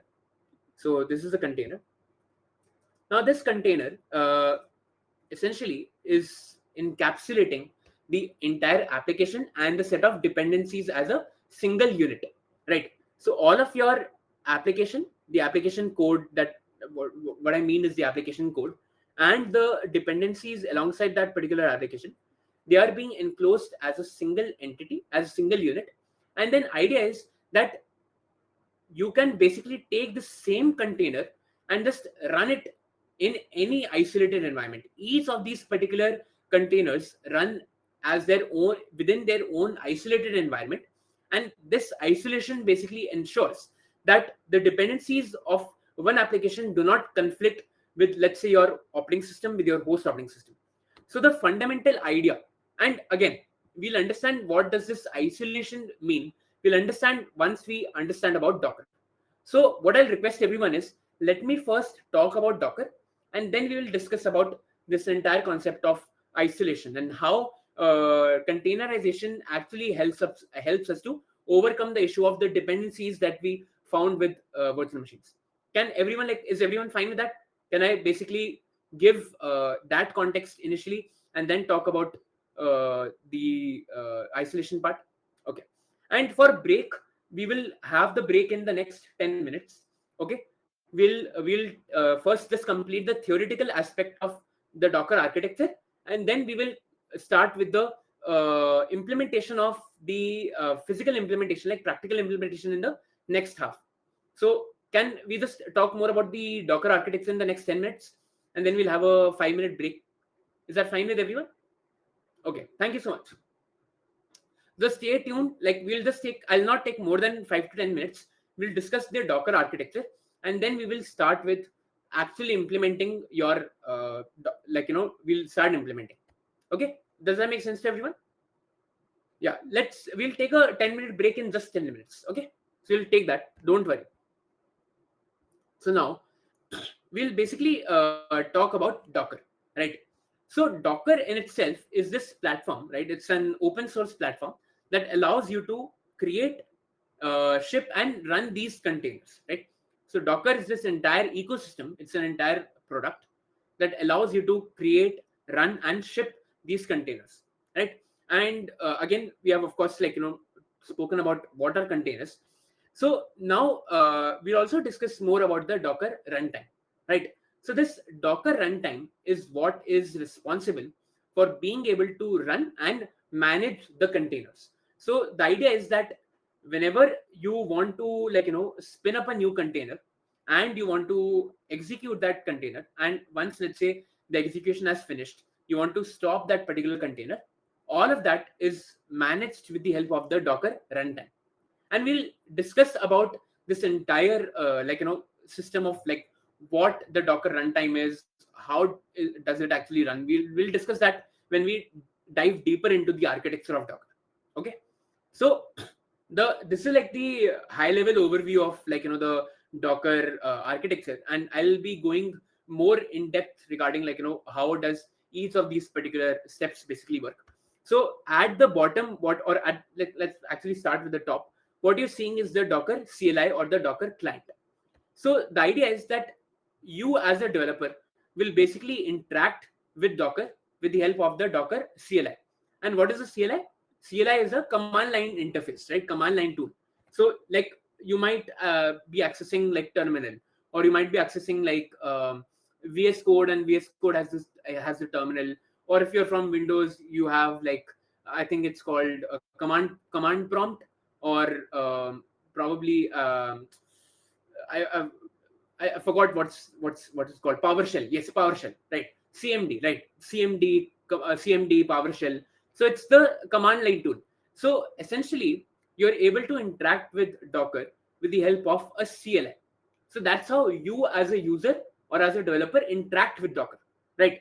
So if I, like, basically type the command Docker over here, right, you can see that I'm able to interact with Docker with the help of the Docker CLI command line tool, right? So the first layer of the architecture of Docker is the Docker CLI, right? That's the first layer, or the first layer of the architecture, and that's basically the Docker, right? And the idea is that this is what the developers, or what you will basically interact with, right? So this is what you'll interact with. I'm using Mac OS, so I have Mac OS installed, right? So the first layer that we basically have is the command line tool, and the command line tool basically gives you the commands and options to manage your Docker containers, images, networks, and you use the command line tool to execute different Docker commands that allow you to perform your actions on your containers. Does that make sense? Is it clear to everyone? So the first step is the CLI, that you will basically interact with the CLI, right? So the first step is the CLI. Now this Docker CLI, this Docker CLI, right, which is accessible with the help of your command line tool, basically goes ahead and sends any particular command, right? So since we are dealing with a Docker command, right, you're writing a Docker command. This particular Docker commands will be sent, right? So they will be sent to the Docker client. So we have the Docker client after the Docker CLI. And the idea of this Docker client is that it basically acts as a intermediary. It acts as an intermediary layer between the CLI, that's basically you, right? So CLI is essentially you, like, the developer who is using it.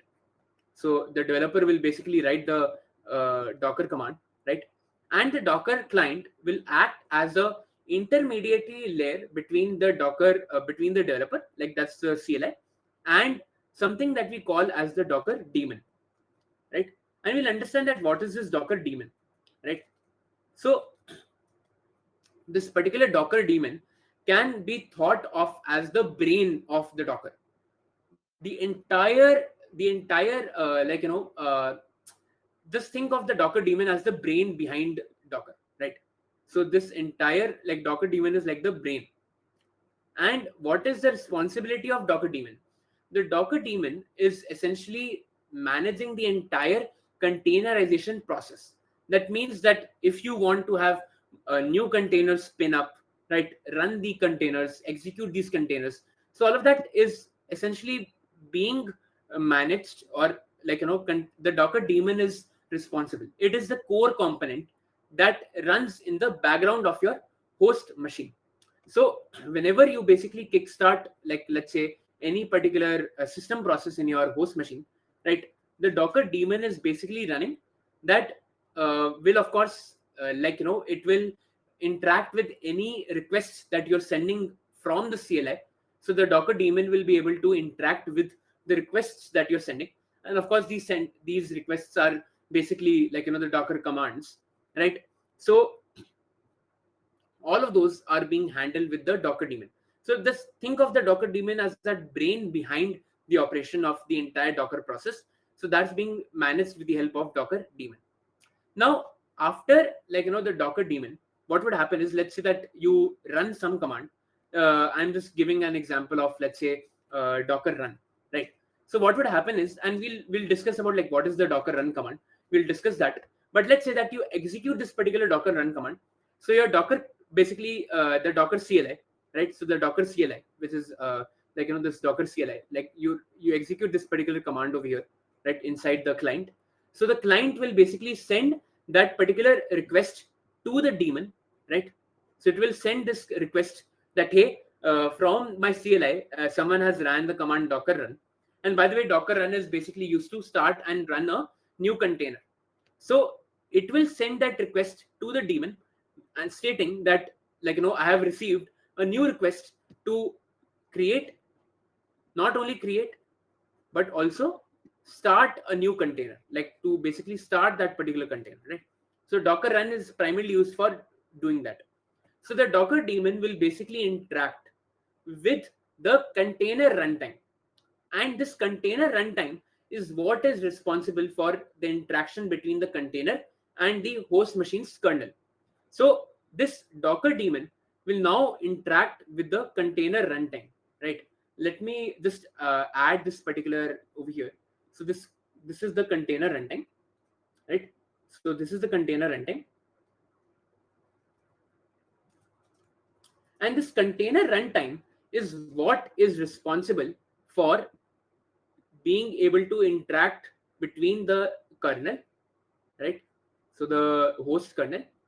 So we have the host kernel over here, and then we have the container. So each and every container that we basically spin up, it interacts with the host kernel, and it uses two different types of technologies, or basically two new keywords that all of you will learn today. So the first keyword is called as C group, right? And the other technology is called as namespaces. And let me actually just type this out so that it's easier for all of you to understand. So one is the C group, right? And the other terminology that I'm using is called as namespaces. Now, if you're not aware of what are these C groups or what are these namespaces, don't worry. What I'll recommend to everyone is to basically learn about like these particular terminologies if you're not aware of them.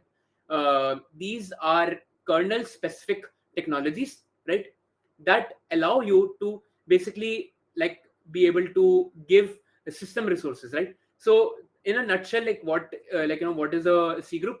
So basically the C group allows you to provide resource management.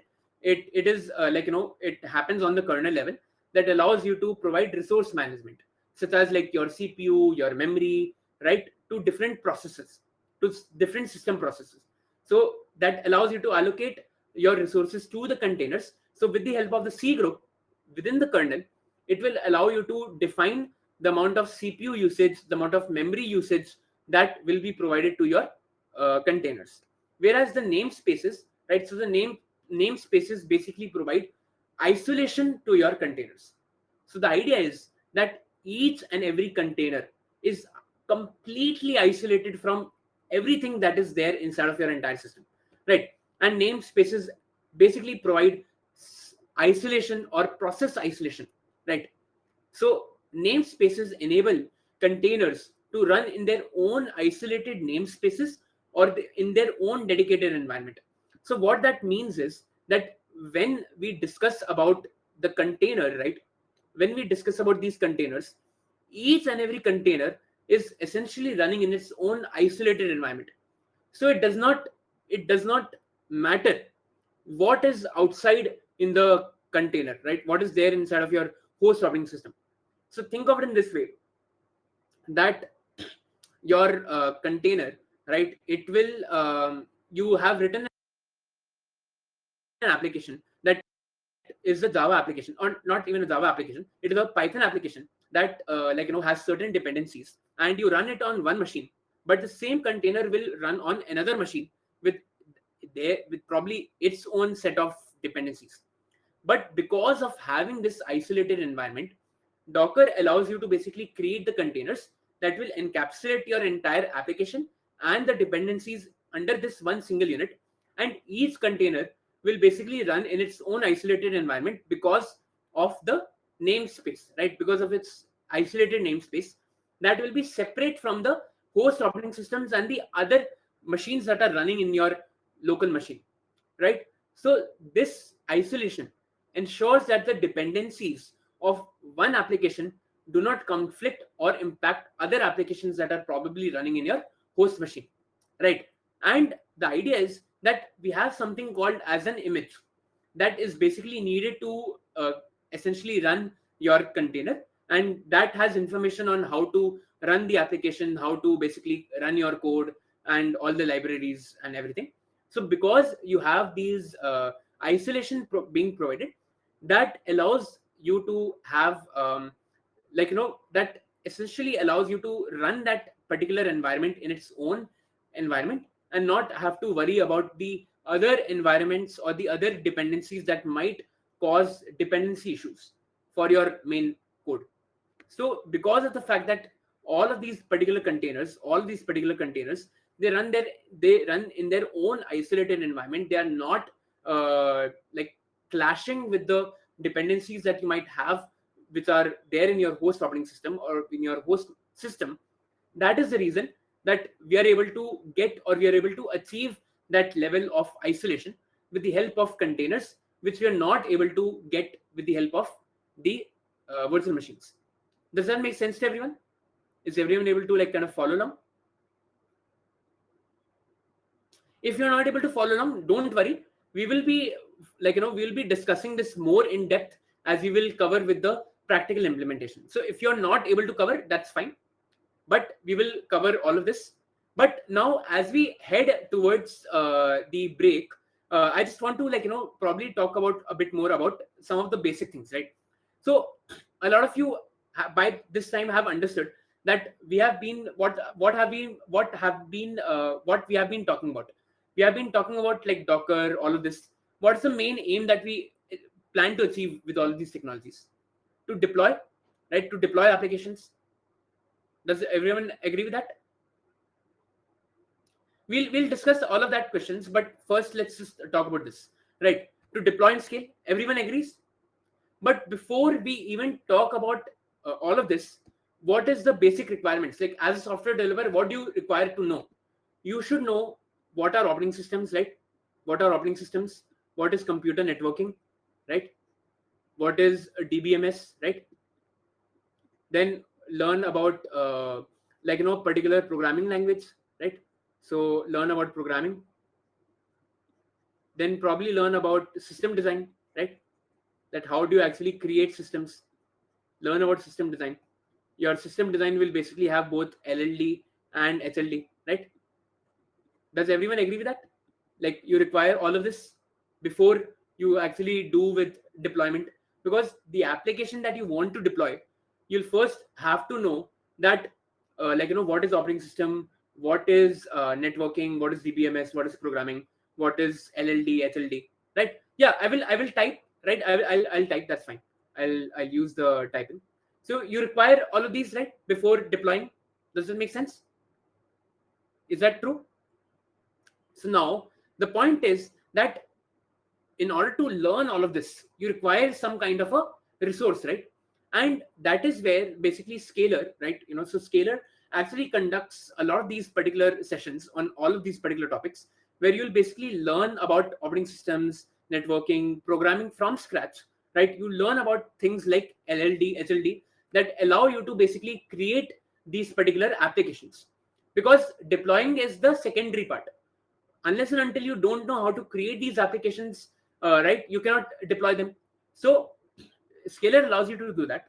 And apart from that, with Scalar you also get a lot of mentorship support and there are a lot of different real time assignments that are given to you that allow you to basically get a real world aspect of how these particular applications are built.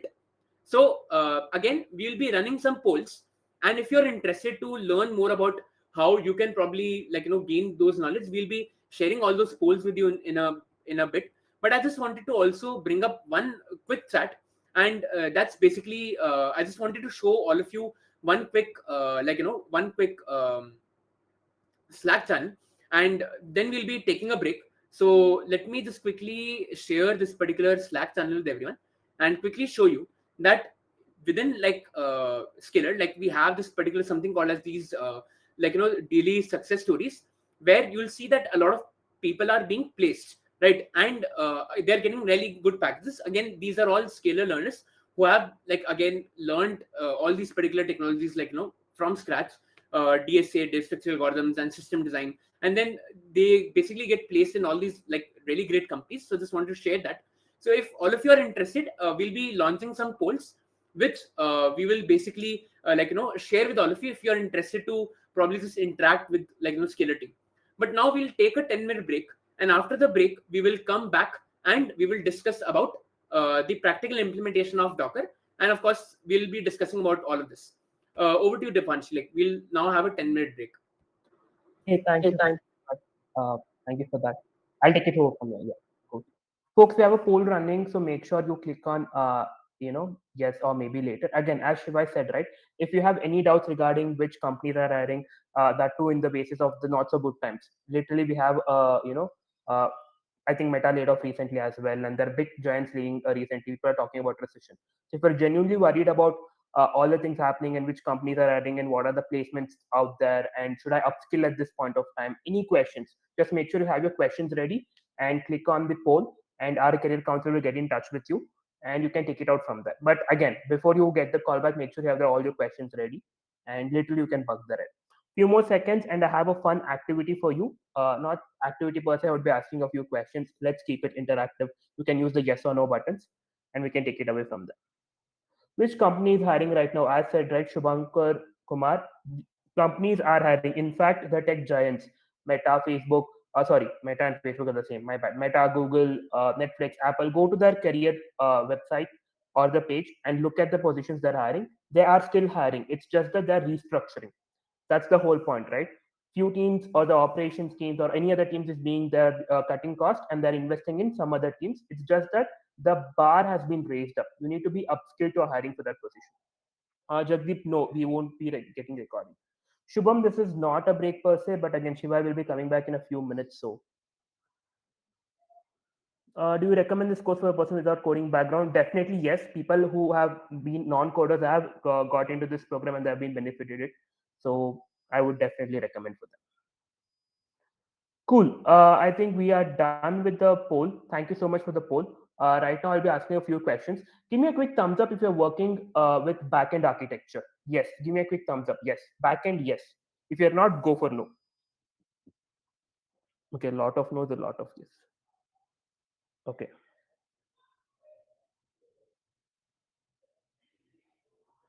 Adam Khan, that I don't think it's a right. Again, if you click yes, you would get all the information. Cool. 106 to 90. Awesome.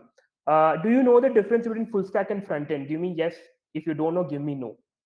Full stack and front end. That's the question. If you know the difference. Okay. You can use the yes or no option, guys. Yes or no option. Okay, cool. The next question is, do you think a product based company is better than a service based company? Yes or no?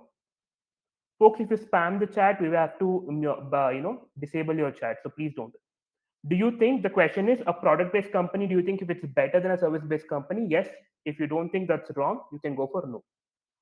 Okay, okay, okay. A lot of things. Cool. Uh, okay, before my next question, my question would be like something related to a mentor.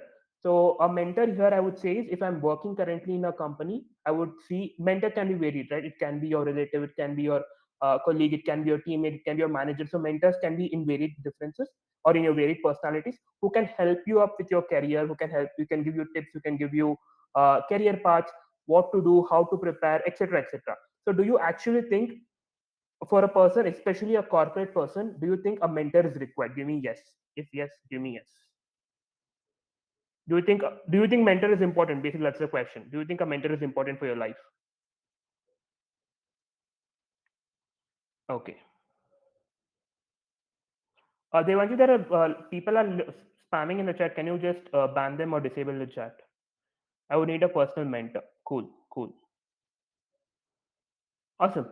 So people are saying yes, mentor is important, right? For that, again, we are hosting. I'll be giving the link first.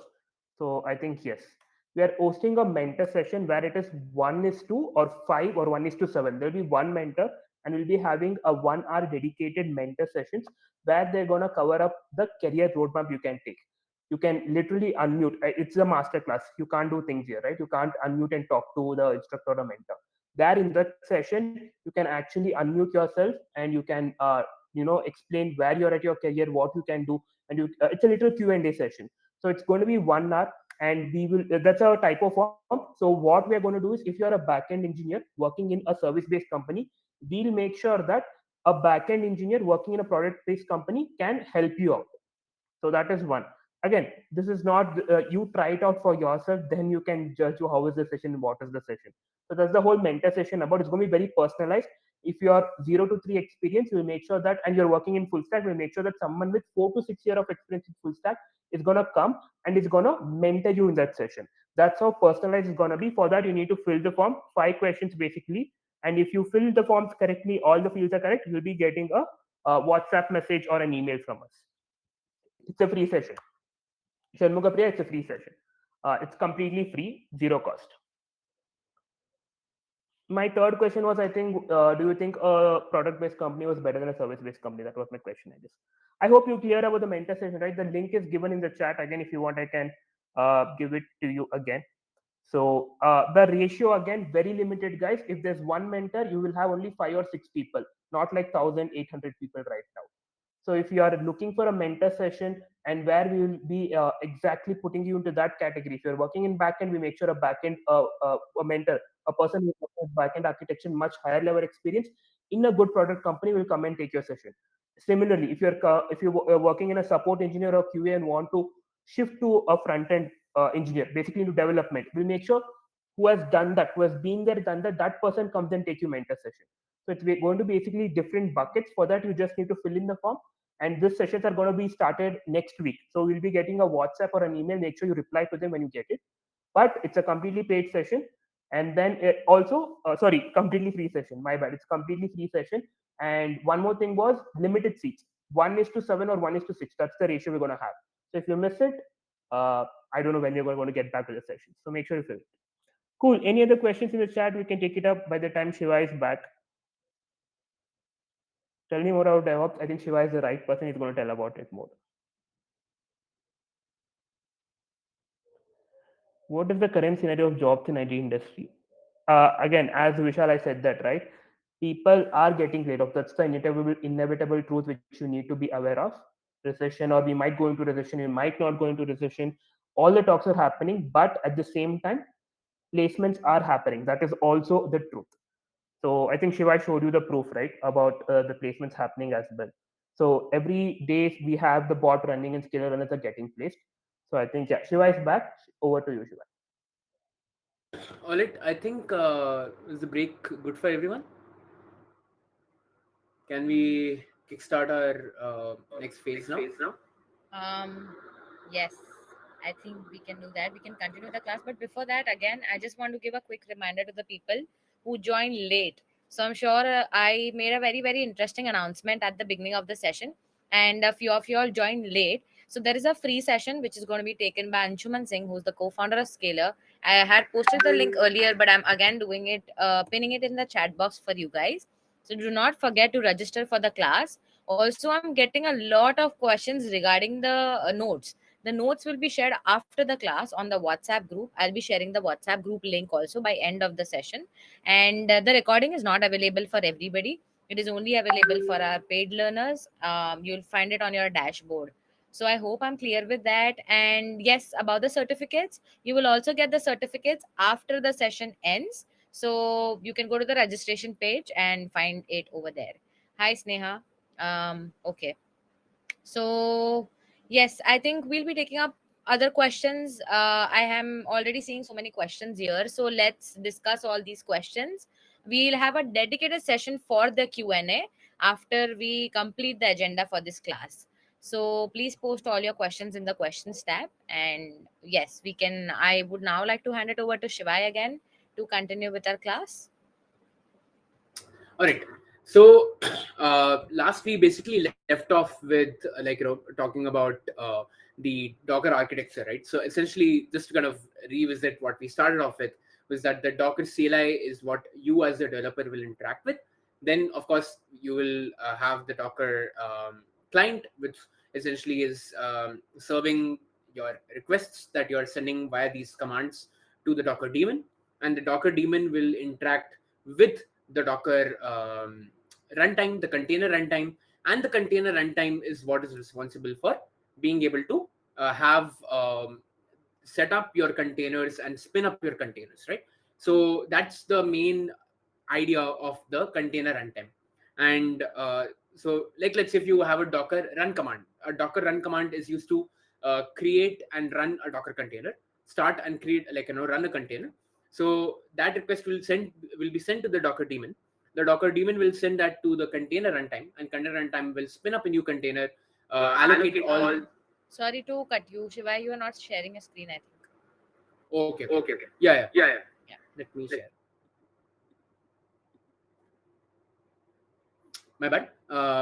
So that is the point, that now the container runtime will allocate the system resources to the Docker to your Docker container, right? And then it will start to run the container. So that's the overall architecture of how Docker basically works internally. I hope that makes sense to everyone.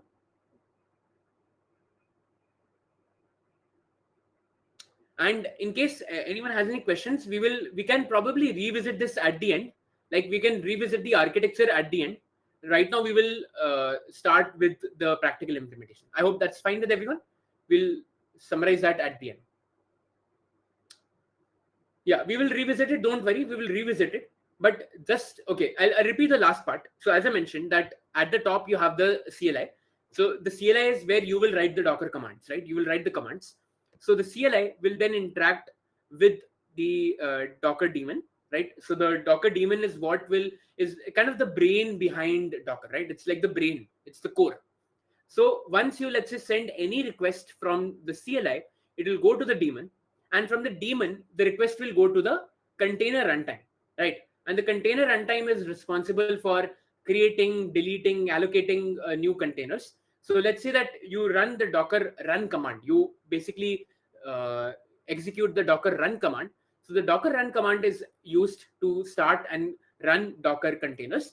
So that execution will basically take place. So the request will go to the Docker daemon, and the Docker daemon will get in touch with the container runtime. The container runtime will help to not only create the container, but also give the system allocation, such as the resources, the isolation that is required for the container with the help of the kernel, right? So the container runtime is responsible for the relationship, or between the interaction between the kernel and the container itself, and that will be responsible for starting off the container. So I hope that makes sense to everyone. Okay, perfect. So now, if that is clear to everyone, we will revisit the architecture again. So if you have any questions regarding that, just stay tuned. We will revisit that again.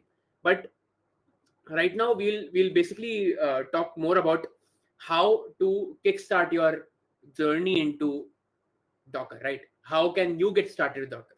Now, of course, in order to basically get started with Docker, you will have to install Docker, right? So you can just go over to get Docker over here. So this is the website, and I'll just share the link with everyone. So just a quick, probably a quick quote of hands. How many of you have already installed Docker previously?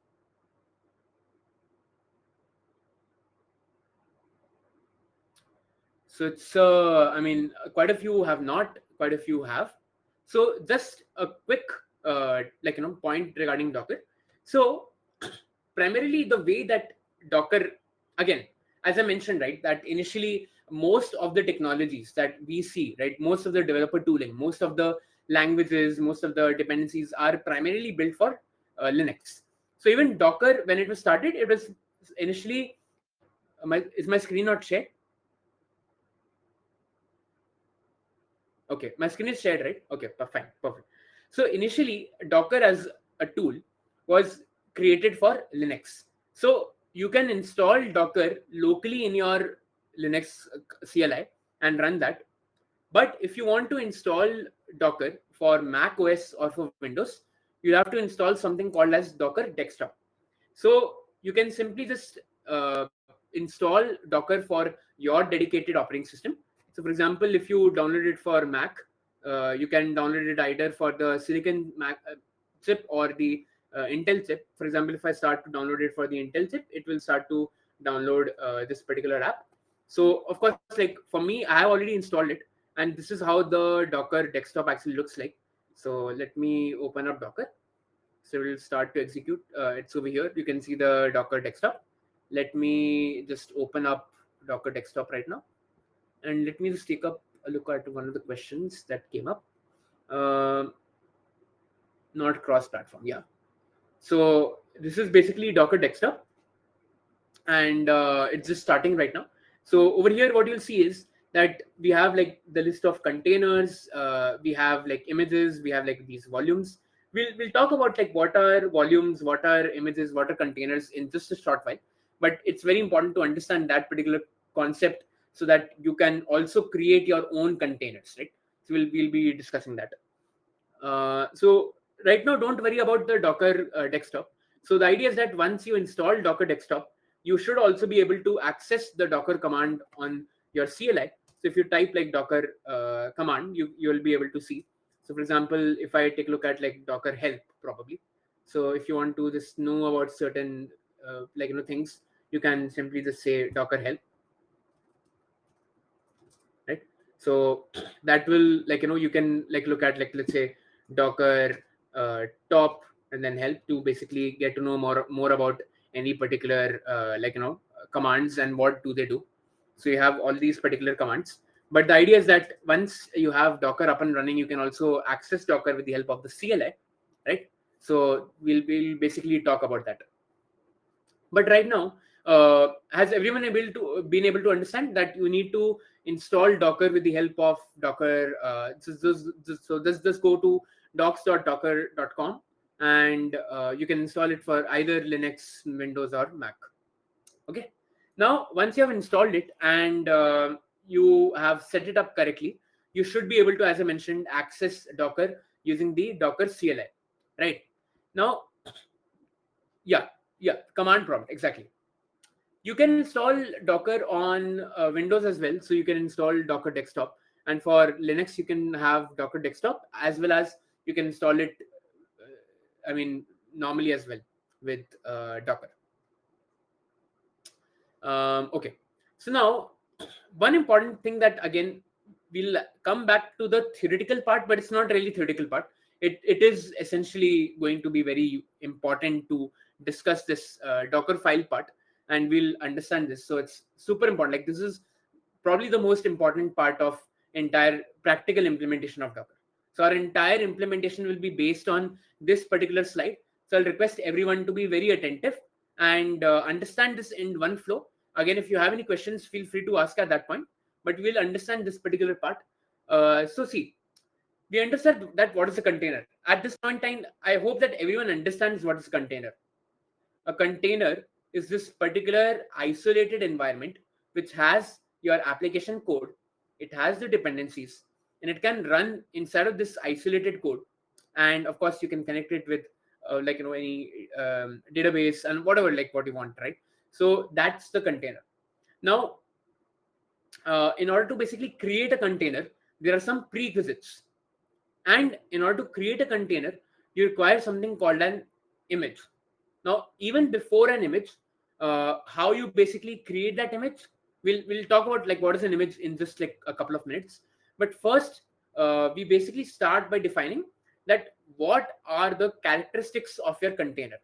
Now, what are the characteristics of a container? That basically defines what's the application code, what's the dependencies, what are the runtimes that are required for your specific use case. So all of those will be given, and that will be responsible for being able to actually create your container, right? Because see, a container has the application code and the dependencies. So we need some way to basically define that whenever we create a new container, what those values should be, right? So the idea is that a Docker file is a set of commands, right, that we define, that essentially describe how a container would be formed and how would it behave.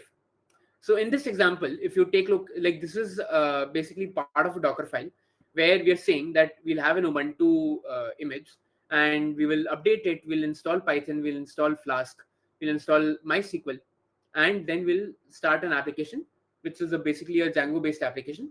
So this is like just one very simple example of being able to like have described what should be there inside of a what should be there inside, right, the container, or how it should actually behave. So all of that is defined in the Docker file, right? That is what is defined in the Docker file. So it's like a template, exactly. So like Docker file is like a template where you define all the instructions. Now what happens is that once you have created the Docker file, right, from the Docker file we first create an image. So Sneha is very accurate in saying that images are like templates, and these images are not, they are immutable. What is the meaning of immutable?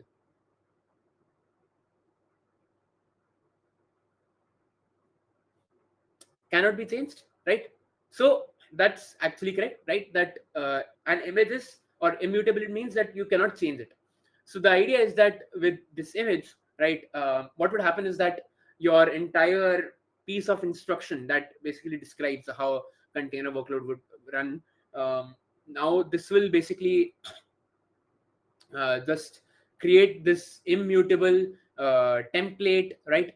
And the idea is that the fun part is that this template, once it has been created, can be shared across multiple people, right, or multiple time zones. So you could create multiple containers from the same image, and before the creation of this container, these images kind of serve as the main point of contact for being able to create these containers, right? There's no direct conversion. You first have to take your Docker file, create an image from it, and then use the Docker file in order to sorry, not the Docker file. Basically, from the Docker file, you create the image, and from the image, you will create the container. So image is a compiled version of the Docker file. I mean, you could say that it basically describes those particular rules that are usually covered. So in some sense, yes, it could be. So I hope that this makes sense to everyone. Any question till now in this part? Again, it'll not be possible to have everyone or take up everyone's question, but I hope this makes sense till now. So the entire process of basically being able to create a container is that we first start off with a Docker file. We build the Docker file into a image. Now this image is an immutable version of that particular Docker file, and it is not to be changed as such automatically, unless done manually. But this particular image will be responsible then to create the container, right? So you use like the Docker run command. So it will take, or it will try to fetch an image, and it will then create that. I hope that this makes sense. So image is nothing, it's an immutable file that essentially again has the instructions on how the container would be created, the commands and the information required for the container. Does that make sense to everyone? So Satish, like this is actually a sample Docker file. So here what we are trying to do is that we are trying to install Python, then have Flask, Flask MySQL, and trying to update that. So we are essentially showing an example, but we will be showing a better example when we create it. So does it make sense to everyone till now? Has everyone been able to follow along? And again, we will be talking more about the dependencies, all of that in just a bit when we cover the Docker image. But I hope now everyone is able to understand that what is a container, what is an image, and what is a Docker file. Can anyone probably describe the difference between all these three?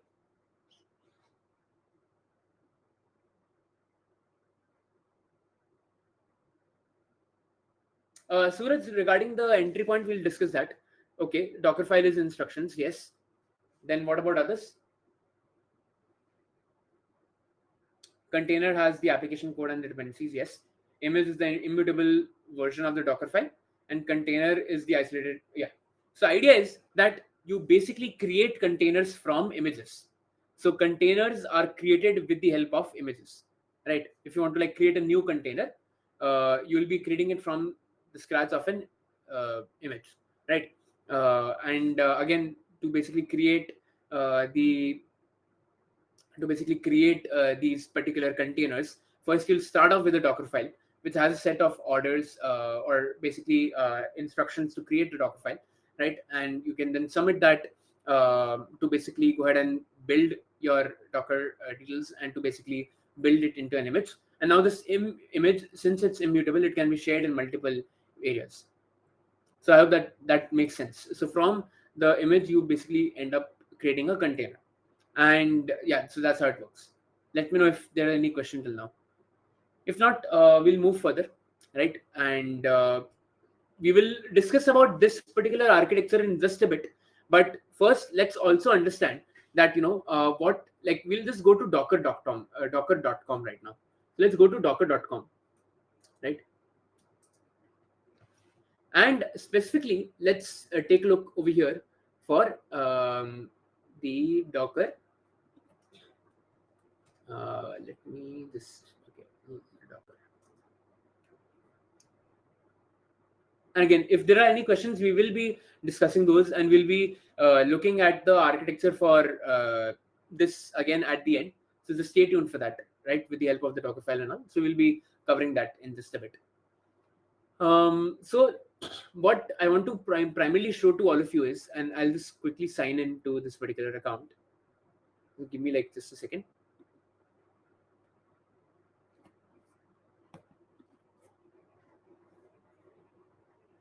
So what you're going to be looking at right now is called something called as the Docker Hub, right? So the Docker Hub is this platform where you can see a lot of different open source images that have been created by people. For example, there is an image for Node.js, right? So the idea is that by just doing Docker pull node, you will be able to pull a Node.js based image and run that particular image and basically create a container from that particular image and start executing that particular container, right? It's like GitHub, exactly. So Docker Hub is this particular online tool, and just give me 1 second, guys.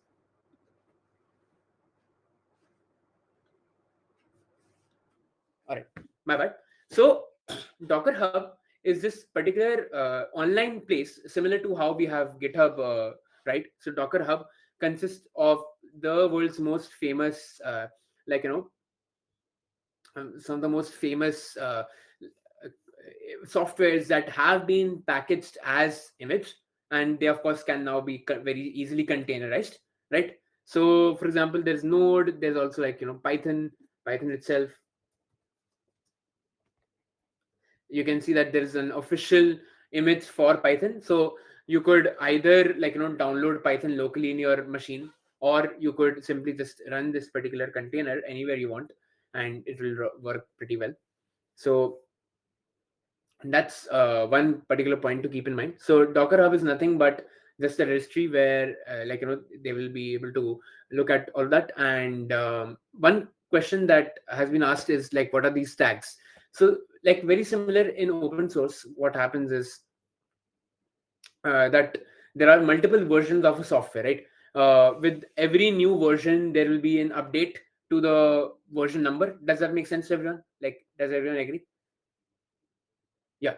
So as the different versions execute, right, that like this is one of the tag that there are multiple options for like being able to choose, right? So you can have multiple tags. You don't require to always use the most recent tag because it might be breaking, but you might want to use some track some tag that might be more relevant for you. So you can have multiple tags, and when you're basically pulling these images, you can pull specific tag as well.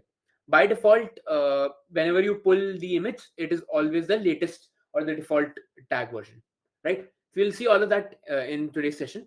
Now, does everyone understand till this point, like what is the Docker Hub? So Docker Hub will allow you to basically pull an image and have that particular image in your locally machine. So for example, right now, if you take a look at my, let me open this up. 1 second.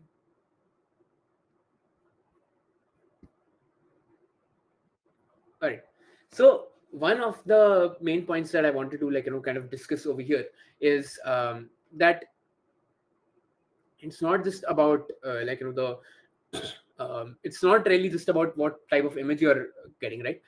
Because of course, as I mentioned, that these images are just one aspect, but of course then you will be spinning up containers from them, so you'll be able to see all the different like the list of values that you see over here in this particular dashboard.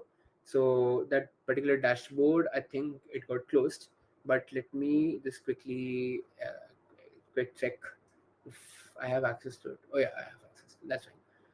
So that's the main point. That's the this one. Any question till now with respect to what we have covered so far? Okay. So now what we'll do is that we'll start by working with some basic Docker commands. Okay. We'll start off with some basic Docker commands, and then we'll move into more advanced Docker commands that we'll basically cover.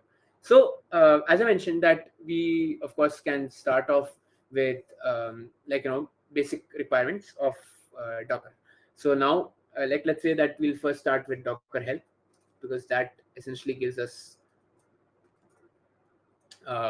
we it basically gives us the overall, if we need any help with Docker, like it helps us to do that. So with Docker help you can search for any version. Then of course you want to look at like the Docker version,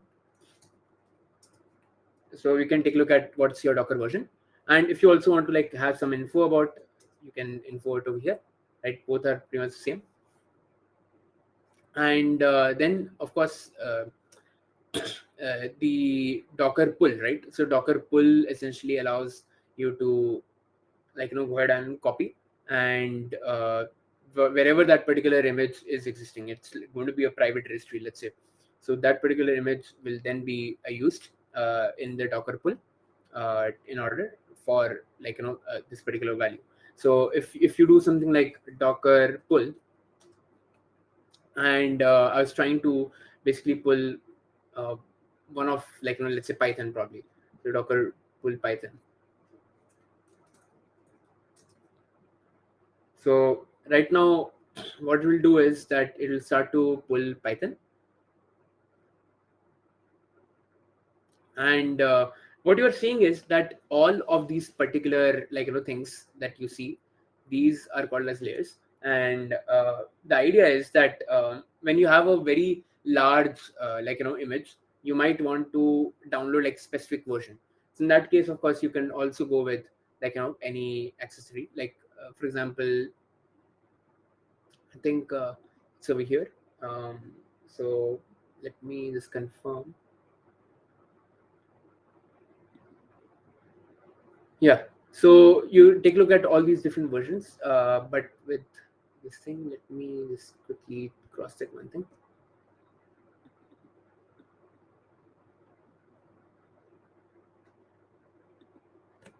All right.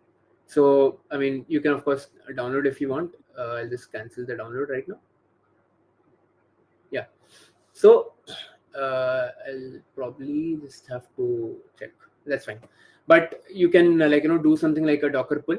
And what Docker pull do is that it will basically pull instance of Redis, and you'll be able to run that locally in your system. Does that make sense to everyone? Any doubt in that? Any doubt in that specific part? That the Docker pull will basically pull the image and have it locally there. So if I now take a look at my Docker desktop, right? Let me see, where's my Docker desktop?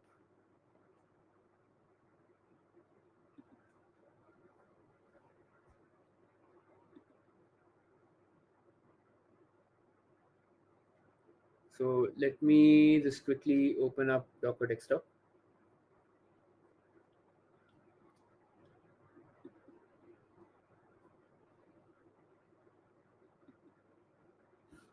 While we wait for that to come, just want to share that you could basically see the list of all the images that you have. um, Let me open dashboard. Yeah, okay, perfect. So what you could do is that you could go to the images section, and you can see that let me just quickly refresh. Yeah, containers. Alright. So it should ideally appear over here. I can also if you want to basically take a look at the list of all the different Docker commands that I have, I can also search for it. Right. So we are primarily right now dealing with the images because there are a lot of them. Right. So we are basically going to be discussing about that as well. So now what we'll do is that once we have basically pulled the image, and let me just cross check if there are any questions. I tried pulling, but got daemon isn't running. So Abhishek, the one of the reasons could be that you are probably not running Docker, or it has not been configured properly. That could be the reason. And now let's basically move to the next part. So we'll take a look at what all images are there. So we'll do Docker image ps. So Docker image ps, again, for those who might not be aware, or sorry, Docker image ls.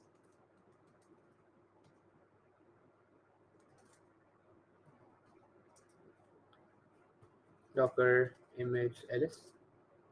So you can see over here that these are the 4 ones, and you can see that this one Python was actually there now because it was connected, or it was created like 3 minutes ago.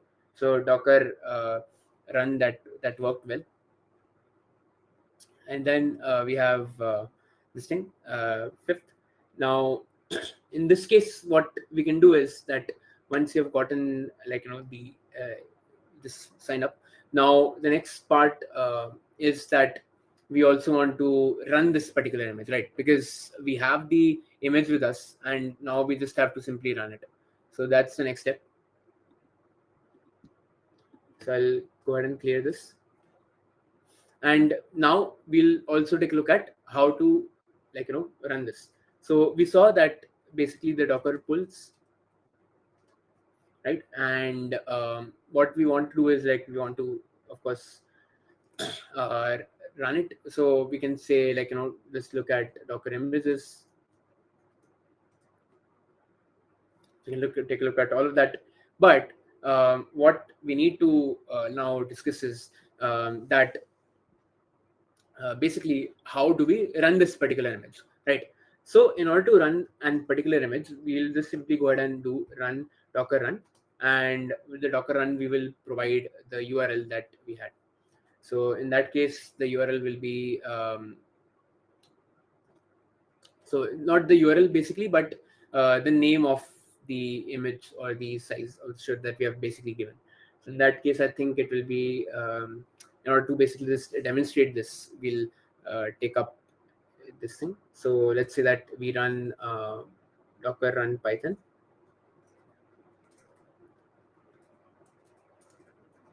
Right. So if I say Docker run Python, so right now you saw that it did not really do anything, right? It just went and printed. And there is a good reason why this is actually happening, because the request itself is short-lived, right? It does not matter, it does not have a lot of time in between. So if you want to probably need some other reference that will allow you to make bid decision, that's better to just save and then go. So that is from the other part. And then of course we'll move towards the other aspects of the command, especially with um, there being so many different commands and so many things that are there. So Docker pull, you can see like Docker pulled the image, but Docker run, start with container man. I'm sorry, I didn't get that particular. Yeah. So that we'll also be creating our own container as well. I just first want to showcase that how we can basically run these particular containers. Am I too? Am I not too loud? Like, is my audio a bit too small? Okay, perfect.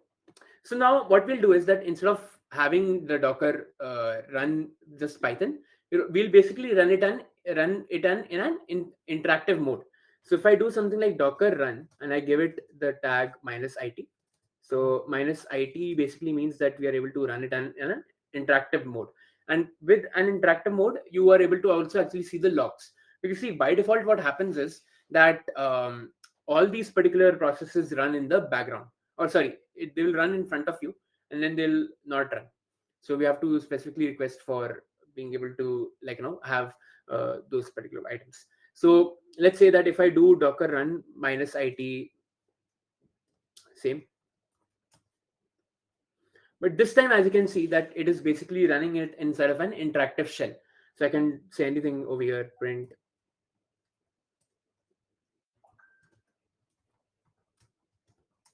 Right. So you can see like you can execute, and of course you can come out.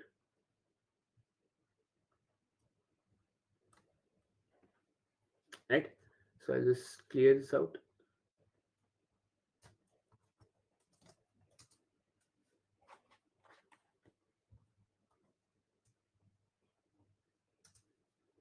Okay.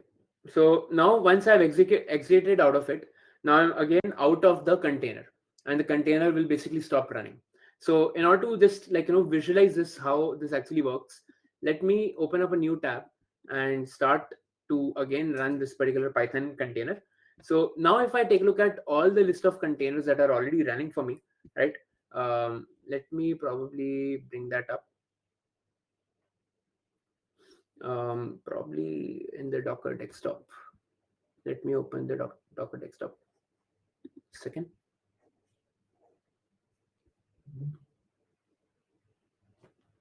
So I'll just open up Docker desktop for now and show you that there's an active container being run right now, which is the Python container, because you can see that this particular value that you'll see. So over here we have over here. So let me bring this up. So this particular bean gold, right? This is the container that's running, and this is the money. So this is like the current running. And if I now stop to execute this particular one,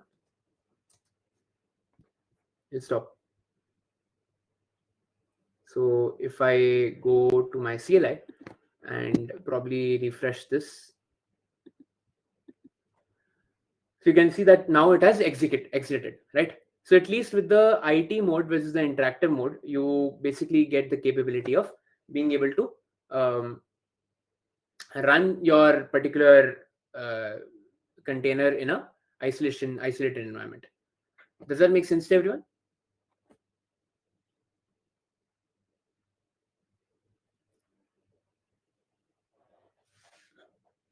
Does everyone get this particular point about how the container runs? And if I stop executing it, it will basically delete. Does it make sense to everyone?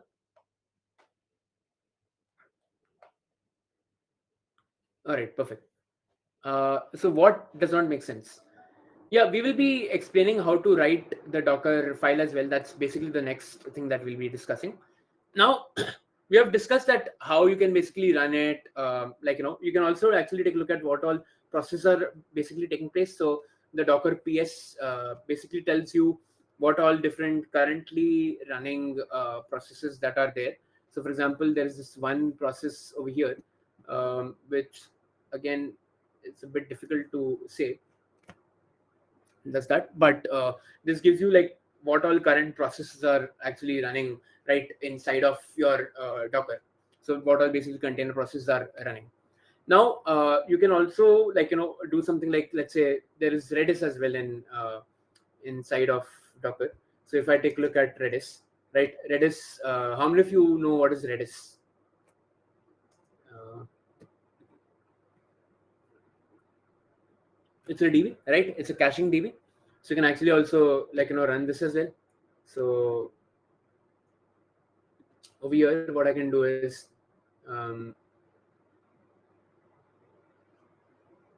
yeah. So over here you have like Redis, and so you can do Redis. So let's go to Redis right now.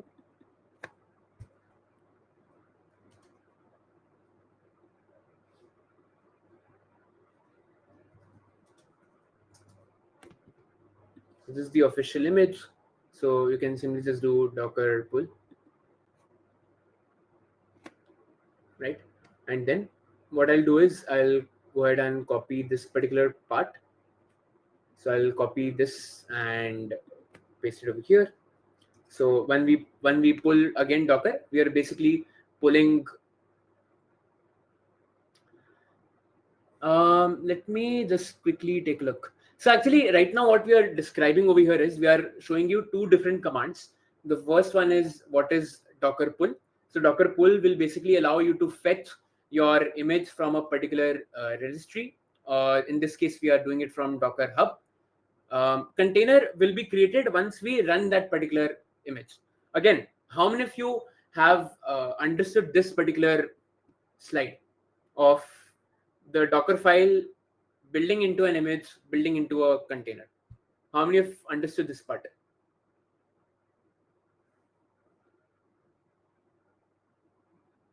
Right now, what we have just done is, with the help of Docker pull, we have just pulled the image that is existing somewhere in a remote repository, like very similar to Git repository, like how we do Git pull with a remote repository that exists on GitHub. So you do a Git pull, and then we basically get the repository to us. And similarly, a Docker pull will have the image that's being saved somewhere in a registry. In this case, it could be Docker Hub, right? And when we do a Docker pull, it will get saved, or it will get stored in our local environment as well. Does that make sense to everyone? Now, when we do Docker run, right? Once we have done the Docker pull, that means that that particular image is now there locally in our system. So I can do something like Docker run, right? And what will Docker run do? The Docker run command is essential for being able to take your image and convert that into a container and run that and execute that particular container. So I could do something like run Docker run -it, which is basically stands for if you want some assistance, so you can give like an interactive mode to your flight. So for example, now Docker run -it, that will basically give your Docker file access. So you'll be able to basically be able to actually execute it inside the command line rather than it acting as a background process. So with -it, it's a flag that allows you to run your Docker container in an interactive manner, interactive mode. Does that make sense to everyone? So now what we'll do is that we'll basically say Redis over here. So what it will do is that it will fetch your Redis image, and it will start up, or it will spin up a container. And again, what is an interactive environment means that if I would have run this, like let's say if I try to do this again and say Docker run, right? I don't use -it this time. Like I don't use that. I simply do Docker run and then Redis. What would happen is that now what you see over here is that with Docker and Redis right now, it's not doing it in an interactive manner, right? In an interactive idea. Redis, by the way, is for it's basically a caching database that is used for storing very small data, and it can be used for cache storage for very high performance storage. For example, if you want to store some temporary data before migrating your data, but you don't want a very big data, It's very quick. So again, it's a type of database, but we'll not go too deep into that right now. So now what will happen is that over here you see that you basically get all of this over here in the interactive mode, whereas we don't get that when we are doing it over here. So let's exit from both and take a look at some of the other commands, right? So the idea is that when we were running all of these particular commands, right, we were able to see in our Docker desktop that what all particular what all particular what all particular images were created and what all particular containers were running at that time. Does that make sense to everyone? I exited so that I can stop the execution of the container, and that will basically automatically kill the container. It will stop the container. It will not delete. So there is a difference. One is stopping a container and one is like deleting it altogether. So right now it will just stop it. So just keep that in mind. Now, what we'll do is that we will look at some additional commands, but of course, like before doing that, we'll also learn how do you create your own Docker file. From the Docker file, how do you create the image, and from the image, how you basically create the container, right? First, let's take a look at that part. Okay. So for that, what I'll do is I will just create a new file. Let me create a new like VS Code instance. So let me go to desktop, create a new folder called Docker Masterclass, and I'll open up VS Code over here, like a new instance of VS Code. So I'll create a new file, right? I'll create a new file over here, and I'll call it let's say text a.txt for now. Okay. So now the idea is that what we'll do is that we'll first create a Docker file, and from that particular Docker file, we will, and yeah, let me actually zoom in. Is this fine? Is this particular font fine now for everyone? Okay. So now what we'll do is that first thing that we have to do is that we have to create a Docker file. Now, the way that we create a Docker file is that, and you have to follow the syntax, right? So the way that we create a Docker file is that we define it like this. So this is a Docker file. So as you can see that as soon as I type Docker file, so it has to have a capital D and then Docker file. So it has to have a capital Docker file, and I'll just delete this particular file. And I'll open up the terminal over here. Now, as I mentioned, that what is the role of a Docker file? Like if we recall, can anyone probably explain like what is the role of a Docker file? To create the image, right? So it will basically have the set of instructions that are required to create the image, right? So as a very basic, like to start off from very basic thing, what we'll do is that we'll basically create a Docker file by stating first that we'll first say that there's a from, right? Now, basically the idea is that whenever we are creating certain images, right, or when we are creating Docker file, we can share certain base image that we want that particular container to have. Now, why that might be responsible is, let's say that you're basically creating an application in Python. So whenever you're creating a Docker file for that particular application, you'll need Python to run in that particular container. Makes sense? You need to have basically Python. Now, how can you install Python inside of your, or how can you have Python inside of your container? So basically, whenever we are dealing or whenever we are creating with images, whenever we are creating images, we are able to set a base image, and that base image is what then will be used, and whatever we add to it, those further additions will be added to the base image. Now, the requirement for a base image in this case is that we are going to be taking a base image for Ubuntu, right? So we'll have an Ubuntu image, and we'll see that how can you execute a command inside of a Ubuntu based image, right? So for us, the base image will be Ubuntu in this case, so that it will basically install the Ubuntu image, right? It will install, and then we'll be able to execute any commands with that. And again, one of the real world use cases is that, let's say you have a Python application. So in whenever you implement that, one of the data points could be that because we require Python as our runtime, right? So we'll have the base image of Python, and what will happen is that, so you'll not have to write the code for the entire Python itself. When you basically have from, let's say, Python, so that will be your base image for your application project, that is a Python based application project.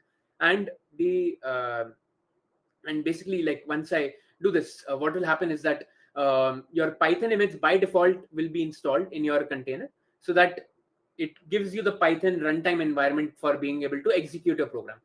Does that make sense to everyone? So essentially, yeah, so Node could also be a base image. For example, if you're creating a Node.js based project, we will also have the capability of being able to have the Node image serve, right? So base image could be a Node image, and then your application code and whatever logic you need.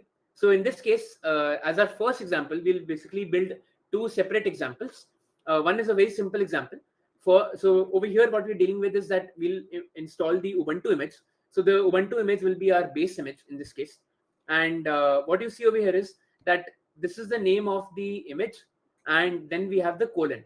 So you can basically have both the image and the colon, and this colon, this particular means the tag. So Ubuntu latest means that it's the latest Ubuntu version.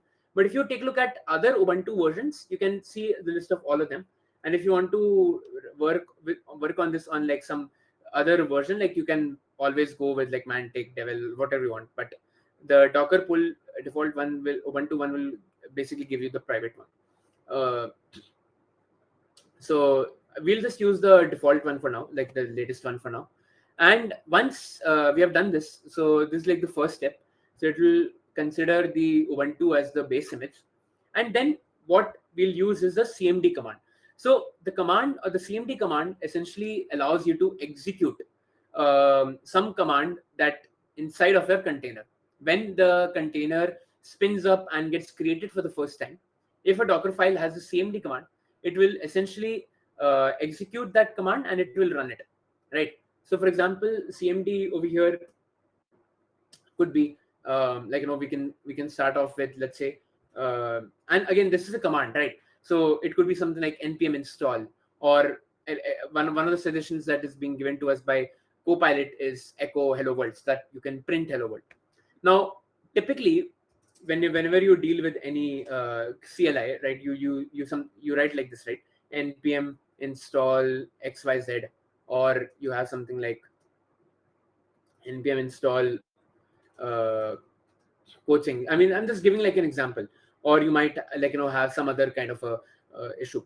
So in this case, even the whatever is the command that you probably type, it's always like npm install. But over here, ideally, like if you're adding a command, it should have been something like something like echo hello world, right? Or just say echo hello world. But there is a specific reason why we don't do it like this, and instead, we basically break down the entire command line into multiple values. So in this case, for example, this one is the hello world one. So in this, we have the command which is echo, and then what we have done is, my bad. So what we have done is, I'll just remove this part. So it will basically execute echo hello world on this point, right? When we execute this particular point.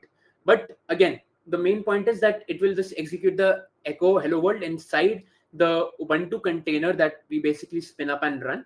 It will execute this on the first ever iteration, like on the first implementation of when this basically runs. So in the first go, it will basically run this, and it will do what has been configured for it to specifically do.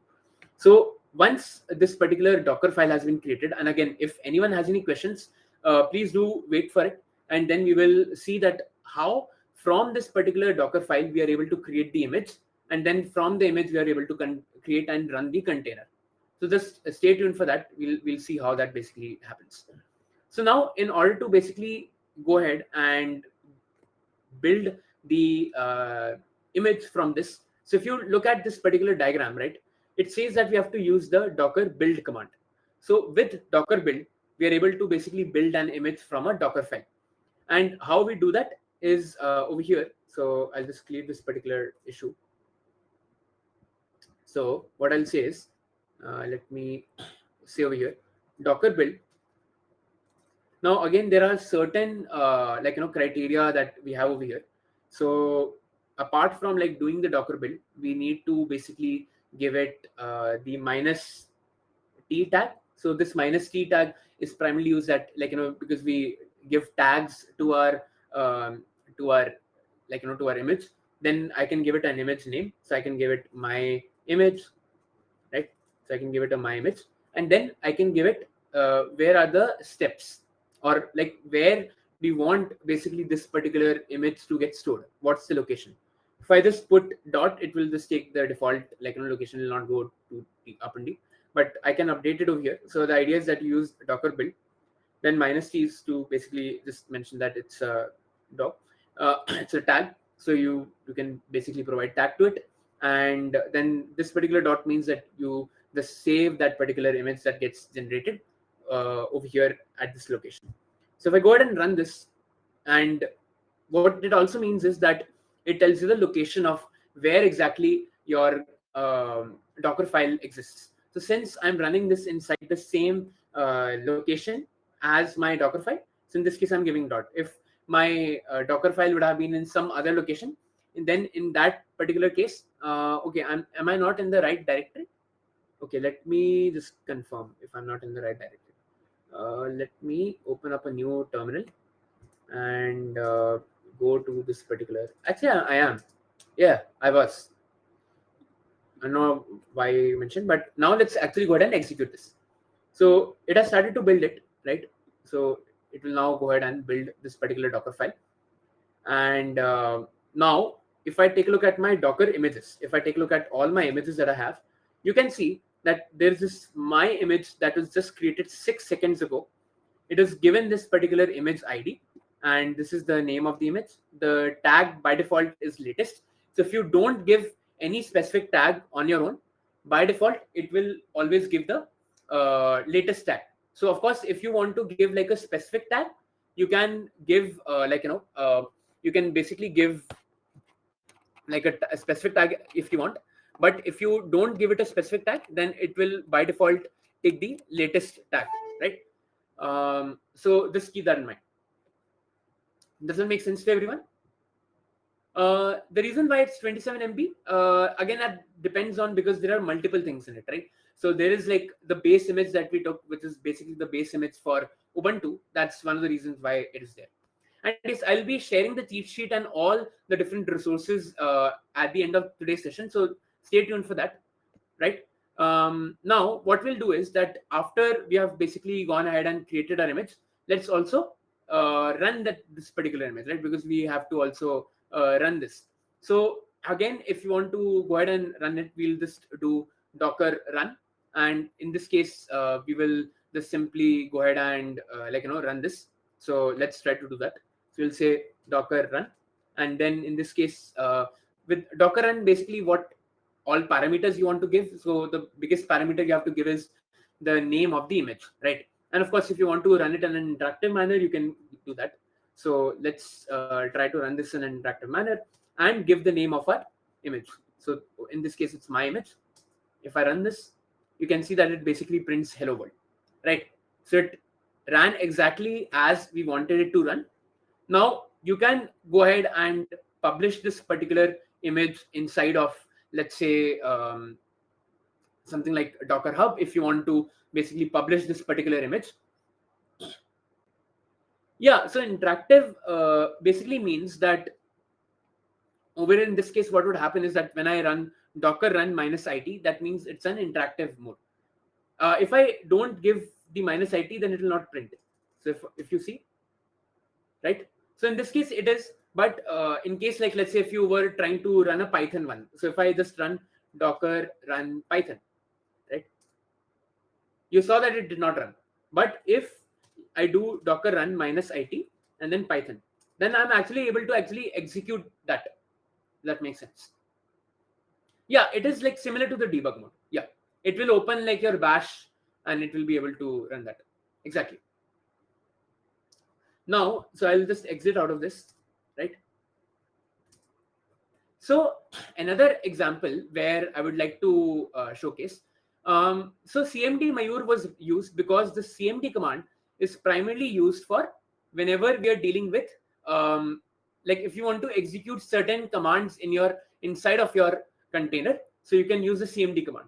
If you want to execute certain commands inside the container, once the container has basically spun up and it has started, you can use the CMD command to basically run those particular commands inside your container. Now, what we'll do is that we'll basically create a very simple node application and see how we can basically create like a program from it. So what I'll do is I will create a new node project over here, and for that we'll basically use npx. So basically you're creating a very simple node.js based express application, and we'll see that how you can containerize that node application, right? So over here what we'll do is that for node application we are using something called as an express generator.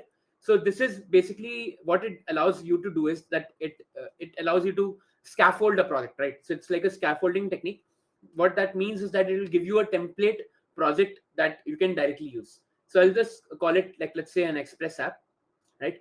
Once I run this, it will basically create a sample node.js project for me. I don't have to like create it from scratch. So if you take a look over here, in this express app there is this app.js file, right, that is basically created automatically for me. And again, like, I'll not be wasting a lot of time in creating like sample node.js application from scratch. This allows me to create like a skeletal structure for the node.js application and directly run it. Now if I want to basically try to run it, I will first just install all the dependencies, so all the npm like node modules. So we'll go ahead and install all these dependencies right now to basically just test out the application, right? And then we will run that locally. We'll run the application locally, and then we will go ahead and dockerize this particular application, right? So in the next like 5 minutes we'll be also learning how to dockerize a sample node.js based application. It's a simple express application over here, very simple. Again, if you are like if you're not aware like how to basically do that, so you just simply have to do npx or basically npx, then express generator, right? So this basically will generate a new express project for you, and then give the name for your app. So name for your app, whatever is the name. Let me see, there's some error. I think there's some issue that came up. Version of npm. Okay, let me just exit from here and probably use another version, npm use 16. Just give me 1 second.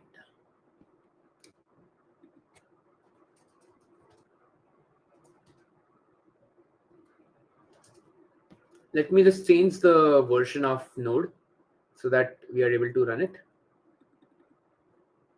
So I'll just go ahead and run this, and I should be able to change my version of node. Perfect. And let me now install the dependencies.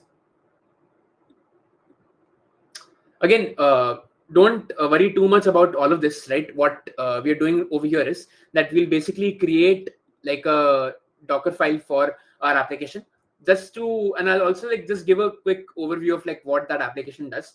So if I just go to npm now run, because basically the idea is that if you want to run this application, you can simply do npm start. So I'll just go ahead and do npm start over here. So let me just quickly check. Oh, I'll have to go to the express folder, express app, and I'll do npm install.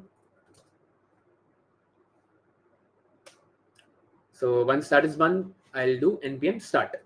So let's go ahead and run npm start, and it will execute, I think, on port number 3. Port number. Let me check what port will it run on. 1 second. Because it has been rendered, so it will basically run on a particular port. So that should be 1 second. Let me just quickly check.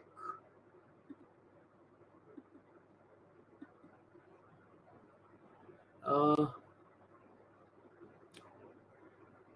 it should ideally tell us that on which particular port it should work. By default, it should work on port number 3000, but it should basically start saying over here that the Express app has started to listen on port number 3000.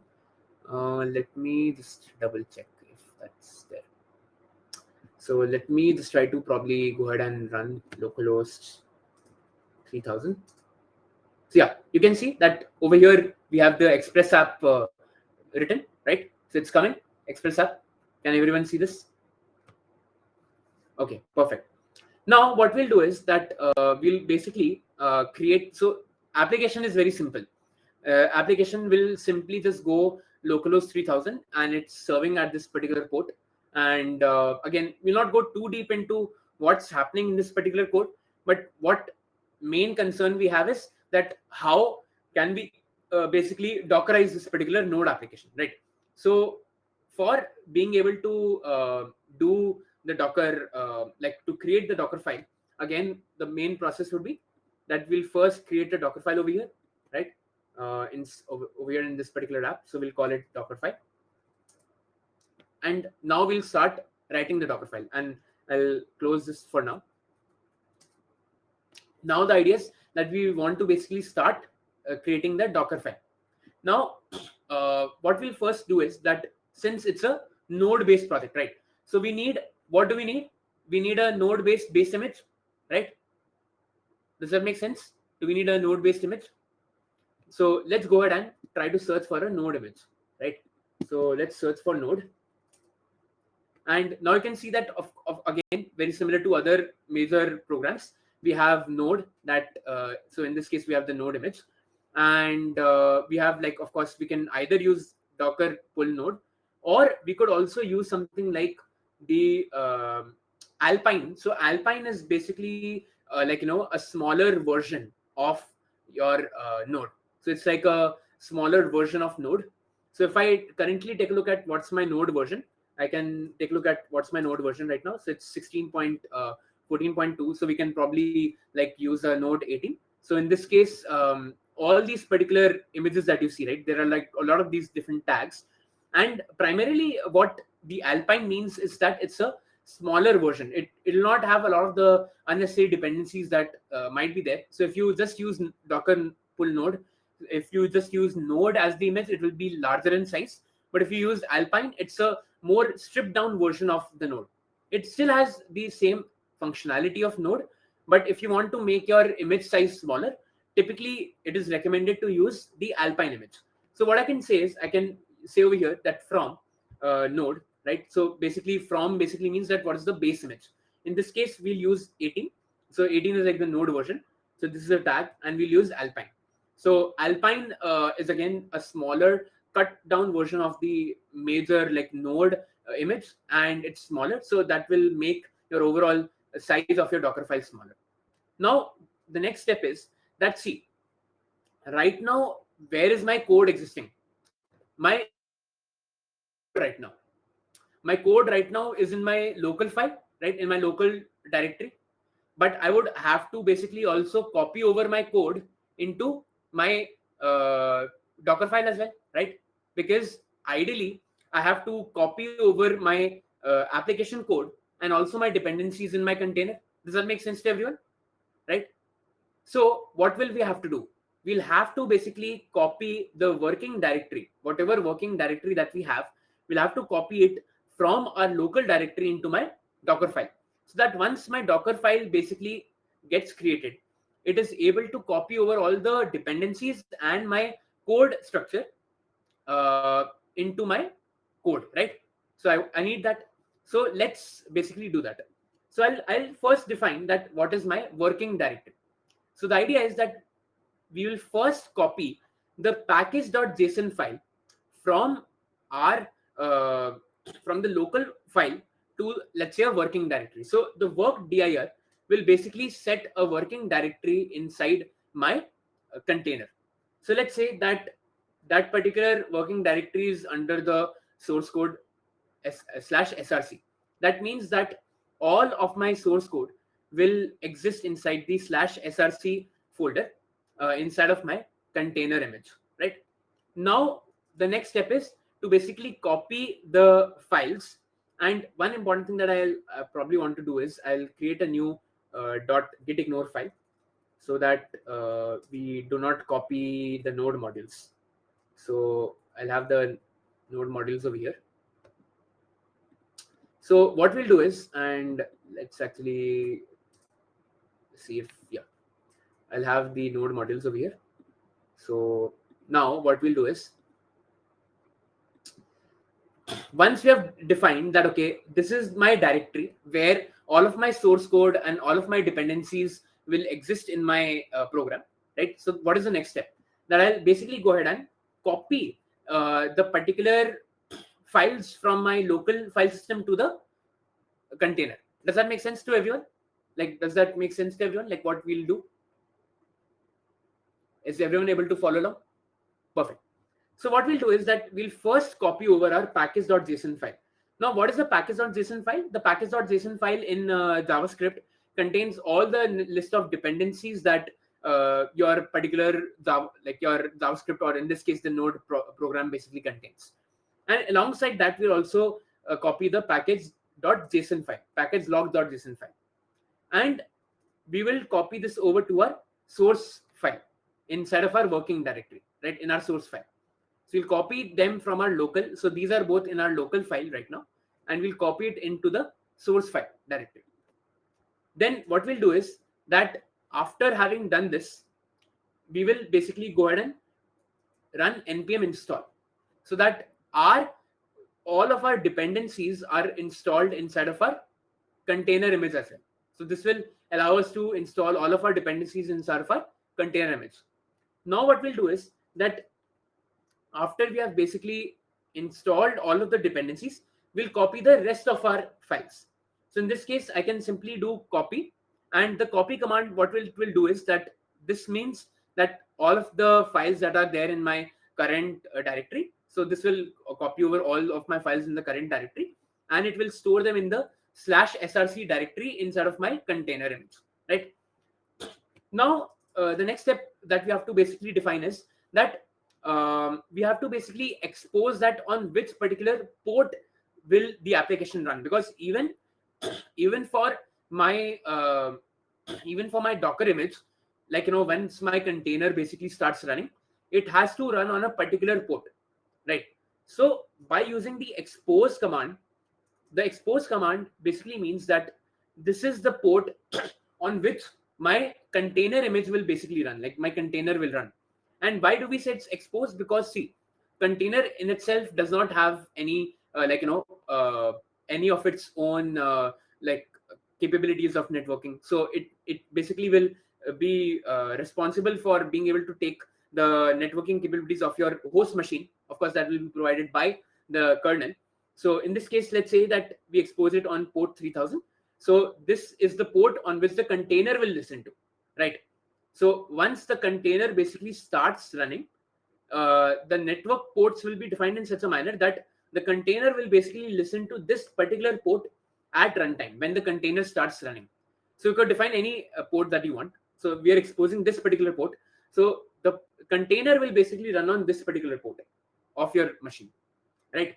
And then, of course, we have to start it, right? So in this case, we could basically do npm start. So I could just follow along these particular steps. So the idea is that what would happen is that we'll start off with a base image of node, then we'll create a /src, which is the working directory, right? Then we will first copy over our dependencies, right? We'll install those dependencies inside of our container. Then we'll copy over the rest of our entire program. So again, if you remember, inside of a container, we have our entire source code of the application and the dependencies. So that is what we're doing in this particular Docker file. That first we create a working directory inside of our container file. Then we copy over our dependencies. We install the dependencies. Then we copy the rest of our entire source code. We expose that to our entire, basically the expose 3000 would mean that this is the network port on which the container will listen to once the container starts running. And finally, the CMD, like the command I already mentioned, that at runtime execution, what is the command that the program should execute inside the container. So npm start will basically help us to start kick off the entire program. So now what we'll do is that we will basically go ahead and build this particular application, right? So let me confirm if I'm in the Docker inside the Express app. So let's go ahead and do Docker build, right? In this case, we'll give it like -t, and we'll give it the name as, let's say, Node.js, right? And then of course in this case our file, the Docker file is in the same directory. So we'll just go ahead and run this. So now what it will do is that first it will of course install the Alpine node image. So it has started to build the image, and it is exporting all the layers. If I take a look at my Docker images, it should have created my Node.js based image. So this Node.js is the one that I have created. Now if I want to basically run this, I can of course do Docker run, and then I can simply just give it the name of the Node.js. But in this case, I would want to also give it some additional parameters apart from just basically running this. Let's explore the Docker run command a bit more. So first, let's explore the name flag. So the name flag is used to basically give a name to the container that we want to give. So we can give it, let's say, Node.js container. Let's give it a name. So the hash like minus name, that's the flag, like the name flag is used to give a name to your container. Now, apart from this, what we'll also do is that we will have to define a port. So the -p or this port command, or the -p basically is a flag that is used to basically map your local port to a container port, to whatever you have mapped it to. So in this case, our local Node.js project basically runs on port number 3000. And if you look at the exposed port, that is what it means, is that what is the port on which our container has also been exposed to, and that's 3000. So this -p basically means that the local port 3000 is mapped to the container port 3000. Because if you want to basically try to run this particular application locally, it will actually be the container application that is running inside the container. But if you want that particular container application to be exposed so that you could try to run that locally from anywhere outside the container, you use this particular command -p, where basically you will give first a local port where you might want to be able to run your container application, and then it will be mapped to your container port. In this case, our container port is 3000. So that would allow you to be able to execute your whatever is running inside of your container, because of course whatever runs inside the container is isolated. But if you want it to be exposed and so that you could try to run it outside the container also, this particular command will be responsible for doing that. And what you can also do is that you can give it another flag, that is the -d. So the -d basically allows you to detach your actual container process, and it can run in the background. So it will run in the background, right? So let's go ahead and run this and see what would happen. Let me see, Docker run. One second. Oh yeah, and we forgot, of course, to give the name of the image. So in this case, the name of the image is Node.js. So if you see over here, this is basically the process that has run. Now let's try to actually run localhost 3000 again, right? And see whether it runs. So you can see that it ran. And if I take a look at my Docker desktop, right? If I take a look at my containers, right?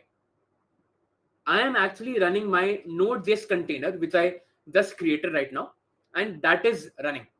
So we have been successfully been able to create a Node.js application, Dockerize that particular Node.js application, and then containerize that Node.js application. So when I did Docker run and then the name of my Node.js application, it created a container, right? Inside the container, I was able to run my Node.js application. So right now, the Node.js application is running inside the container, but because I was able to, in over here, when I did -p, that's basically the -p is for the port. I'm able to now execute that locally running application that's there in my container, but it's exposed outside as well. So this was like a tutorial on how you can basically run your Docker containers, right? And how you will Dockerize your Node.js based application and how you will execute it. Now, the question over here that I think a lot of you are asking is that how is the scalability happening, right? So that's a very valid question. Now, see, the point over here is that first let's understand that how, like, how the scalability is actually taking place. The first point is that when we containerize our Node.js application, right? First, we'll create the Docker image. Then, what would happen is that basically this image would contain the Node.js runtime. So, this image that we have created, it contains the Node.js runtime. It has the Express framework and the dependencies. Now, if you want to basically scale up this container, you could very easily just have multiple of these images spin up as containers. So you can have multiple containers spin up, and you would use something like a container orchestration platform.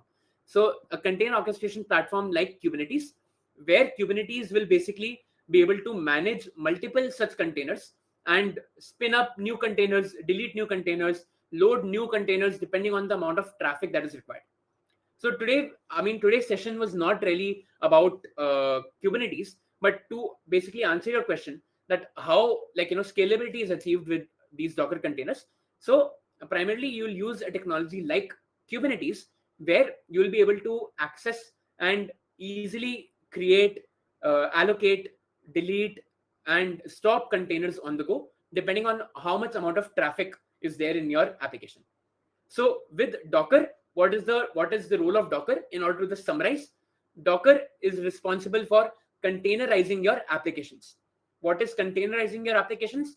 Containerizing your application means that you take your entire application code and the dependencies, and you basically create an image from that. This image is an immutable format, which then can be spun up into a container.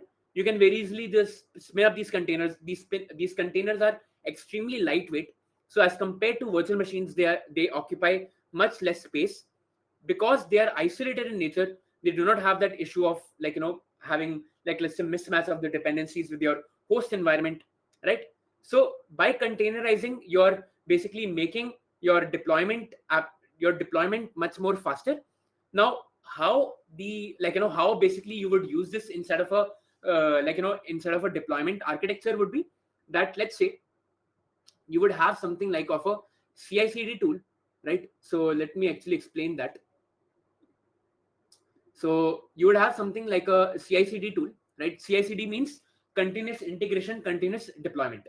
That you want to basically deploy some application, right? So you'd have a CI/CD tool, right?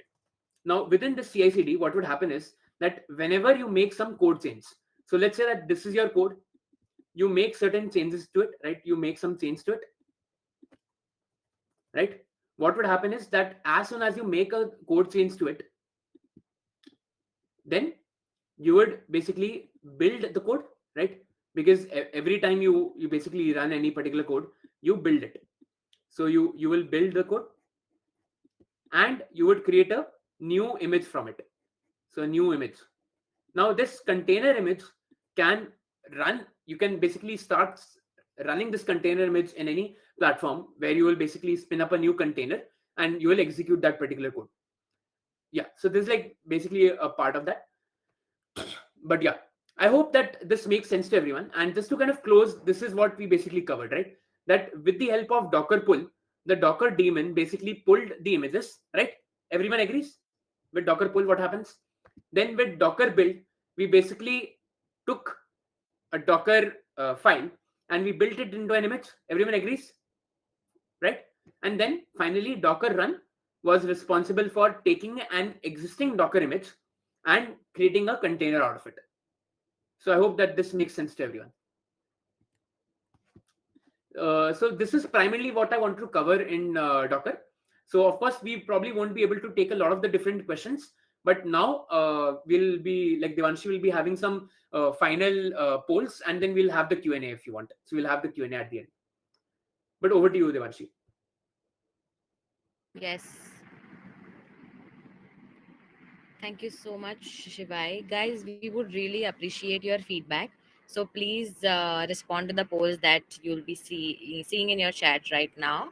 So you'll be able to see a couple of polls running in the chat. In the meanwhile, we can also take up a couple of questions for you guys. So yes, is everybody able to see the poll? Okay.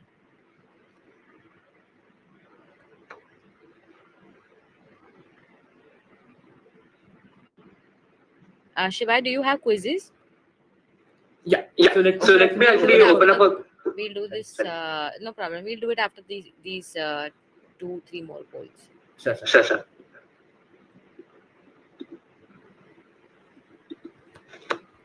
Guys, this feedback will be very very helpful for us to understand what we can do better in our next master classes. So I request everybody, and I would appreciate if you guys can respond to the polls. And then we'll be doing the quizzes, so please stay back, stay tuned for the quizzes. I'm sure a lot of people have been waiting for the quizzes to happen.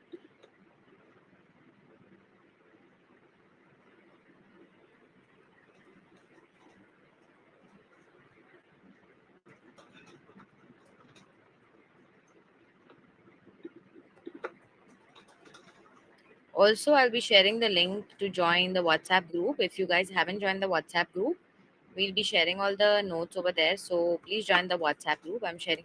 I already had pinned it earlier, but I will reshare it with you guys. Just give me one moment.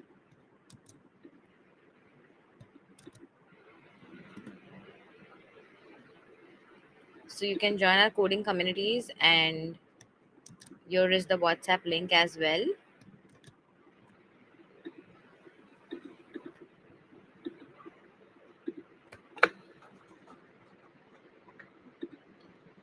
Shivam, for the certificate, you have to go to the registration page. I'll be sharing the link with you. Just give me one moment. We have one last poll, and then we can do the quizzes. And after the quizzes, maybe I can solve all your queries that you might have related to the certificates and anything else related to Scalar, or I can take up a few questions. So let's give it to Shiva now to do a few quizzes. Yep. Yep. Absolutely. Absolutely. Okay. So let me launch this one.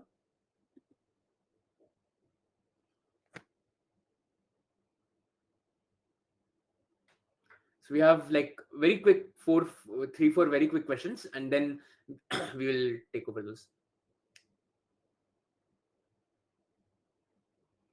All right. So with the smaller virtual machine or containers, so we have received so far 504 people who have participated. That's great. All right. Then the next quiz. Let me quickly bring it up. Let me bring up a quiz item. The next one is, what is a Docker image?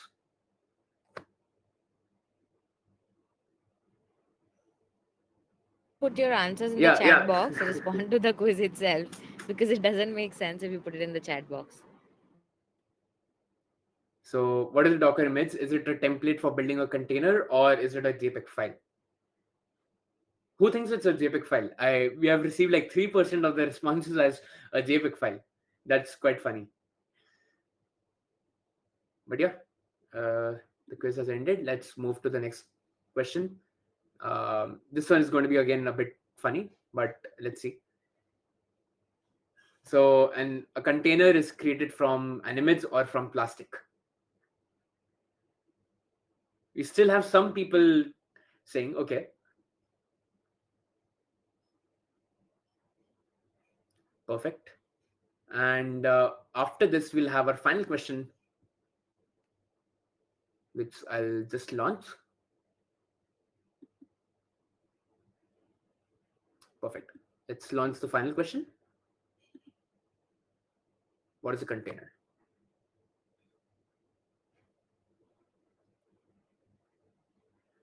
So this one has more divided opinions.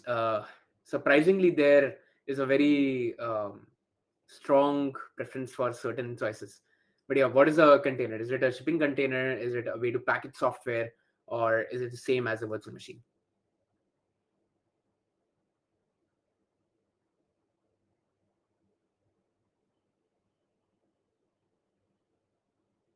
All right, perfect. So that is the quiz. Let's see who's the winner. So the first winner is Shikha, then we have Ritik, and third is Abhay. Perfect. So congratulations to all the winners, but yes, do not only go by the leaderboard, because Scalar will be choosing the eligible winners, because a lot of people have been attending so many master classes and they have been participating in the quizzes. So we'll be selecting the eligible winners for this particular quiz session. And I'm going to paste a message for you all in the chat box. So our team will be contacting you within 7 to 10 days. So we'll keep in touch with you. Also, I hope everybody has registered for the event that is going to be taken by Anshuman Singh. There are two events happening, and these are free classes where Anshuman himself is going to be talking about how to ace top tech interviews and how to get into these product based companies. So basically, that you'll be learning on how to switch from service based to product based companies. So I'm just pinning the link for you guys to register for the same, and just give me a quick thumbs up if you have already registered and if you're going to be attending these classes. Okay, so yes, a document has been shared by Shivai also. I am going to pin that document for you guys. So basically, So whatever basically, we have whatever we covered have in covered today's in today's class, class, in the today's in the today's masterclass, masterclass, is there is there in that. in that. Perfect. So you guys can just refer to this document. Also, guys, one more quick thing. For the certificates, I am sharing a link right now. Just have a look at the chat. Now, do not click on this right now because you won't be able to find the certificate. Only do it when the session ends. Just go to the link and you'll be able to see download certificate option after the session ends, and you can get your certificates through this link.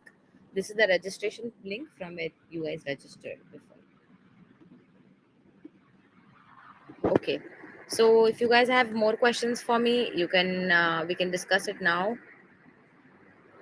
Do we have Do we any have any final exit final polls exit right now, polls right Devanshu? now, Devanshu? Yes, we have one more poll. So yes, guys, I'm sure there are more than 400 questions over here, and it is very difficult to take up all the questions because of the time constraint. We would love to speak to you guys one on one. We want to understand where, where are you working and what are you guys doing, and then how to go about it, and where all and what all you can learn from. So let's get in touch on one. This is going to be a telephonic conversation. It's absolutely free of cost, and you can ask whatever questions you want to. So click on yes right now so that we can call you within this week itself. The team will get in touch with you. And yes, I can see a couple of questions here also. So I think maximum questions have already been taken up by Shivai, all the technical questions. Just in case you still have any doubts, I'm going to share Shivai's LinkedIn profile also so that you guys can get in touch with him. There you go. Okay. Regarding other questions, I think I have answered. Share the link for the We can certificates. We can probably probably take up take like up one or like one or two two mostly as mostly as questions. questions. Yes. So So Farhan is Farhan is asking what is asking what is better, better, Docker or Docker or container or container or Kubernetes. Kubernetes. So So see, see, there's not a question of what is better in all these. Docker is a technology that is a containerization technology that allows you to basically create containers, and Kubernetes is a container orchestration platform that allows you to orchestrate these Docker containers. That's the difference between them. Um, so this is answered. Then Explortech is asking for which role Docker is important. So primarily it's for DevOps roles. So DevOps is a very big field right now. If you're not aware of that, DevOps is a very big field. So that's there. But of course, containerization and Docker, all these are also equally relevant for front end and back end developers as well. Because today, you as a full stack developer or a backend developer do require to know technologies such as like cloud technology. So it's very important to learn these technologies, especially if you want to productionize even your personal softwares, projects that you might want to showcase to others. Containerization and learning about cloud technologies is very important in today's world. Difference between Kubernetes and containerization has been answered. Is it necessary to learn Docker before Kubernetes? It is necessary because a lot of the Kubernetes related topics are all focused on containers, right? So it's important to do that. So logical way would be to first learn about containers, Docker, and then move to Kubernetes. What are the important concepts in Docker that are used in real time? So the most important concepts would be you should know how to Dockerize any particular project. So learn about how to learn about the different terms within the Docker file. Then there are a couple of other things that we could not really cover today. One is Docker volumes. So that allows you to basically add persistent volumes to your Docker containers. And that's also very important. And then Docker services, Docker networking, which allows you to have, like, let's say, multiple containers interact with each other. So those are more of the advanced concepts within Docker. So I'll suggest to give a read to them if you want to really excel and especially work with having like microservices based architecture where you might have multiple services. Each and every service can be containerized into its own service microservice, and then you have to interact between these services, right? So that would be there. And I've already linked the list of resources. So I'll just share the link for this over here. Let me share this again with everyone so that everyone can take a look at the resources, right? So I've shared the resources list. This resources list basically has everything that you need, including the slides, including the code that we had today, right? Everything is there inside of that. So I think that's good. And I guess this pretty much covers all the questions. You can take a look at my LinkedIn. You can reach out to me. And of course, you can reach out to Scaler if you have any questions. And we'll set up some dedicated time with everyone so that we can take up your questions. But since we are already like 20 minutes above time, so feel free to take part of the poll. If all of you are interested to, because see, we had more than 1,000+ questions. It's not possible to answer each and every question right now. But if you say yes to the poll right now, then you will be able to ask further questions and get career guidance, especially in cloud and DevOps and any other ones, including from me, from other outside mentors. So yeah, I'll request everyone, like I'll suggest everyone to basically say yes to it if you are interested in that. But yeah, over to you, Devanshi. You have taken up all the technical questions, and yes guys, I already have pinned all the links for you guys for certificates, for the notes. Shiva has already shared the link, and yes, you can visit our events page and check out all our upcoming events if you want to register for any. And do not forget to attend Anshuman's free class, which is going to happen. I already have pinned the link for both of them. So LinkedIn profile of Shiva is wrong. How can it be wrong? That's on the registration page also. Can you check? Do you want to reshare it, Shivai? Yeah. I think it's working. I know this is Kishore's link, which I had shared earlier. I already have shared Shivai's link. There are two links. One was for the alumni, and the second one is for Shivai. So I hope you guys are clicking on the correct link.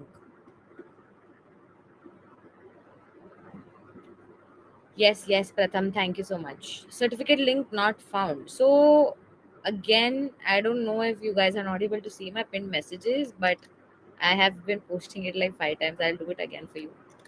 There you go. I hope everybody can see it now. So to download the certificate, you can only do it after the class ends. You can click on the link. In the notes, the document is already pinned here. Those are your notes. It is pinned by Shivai already. Bhushan, I'm sharing it again. These are your notes. We'll also be sending it on the WhatsApp group, so don't worry about the notes.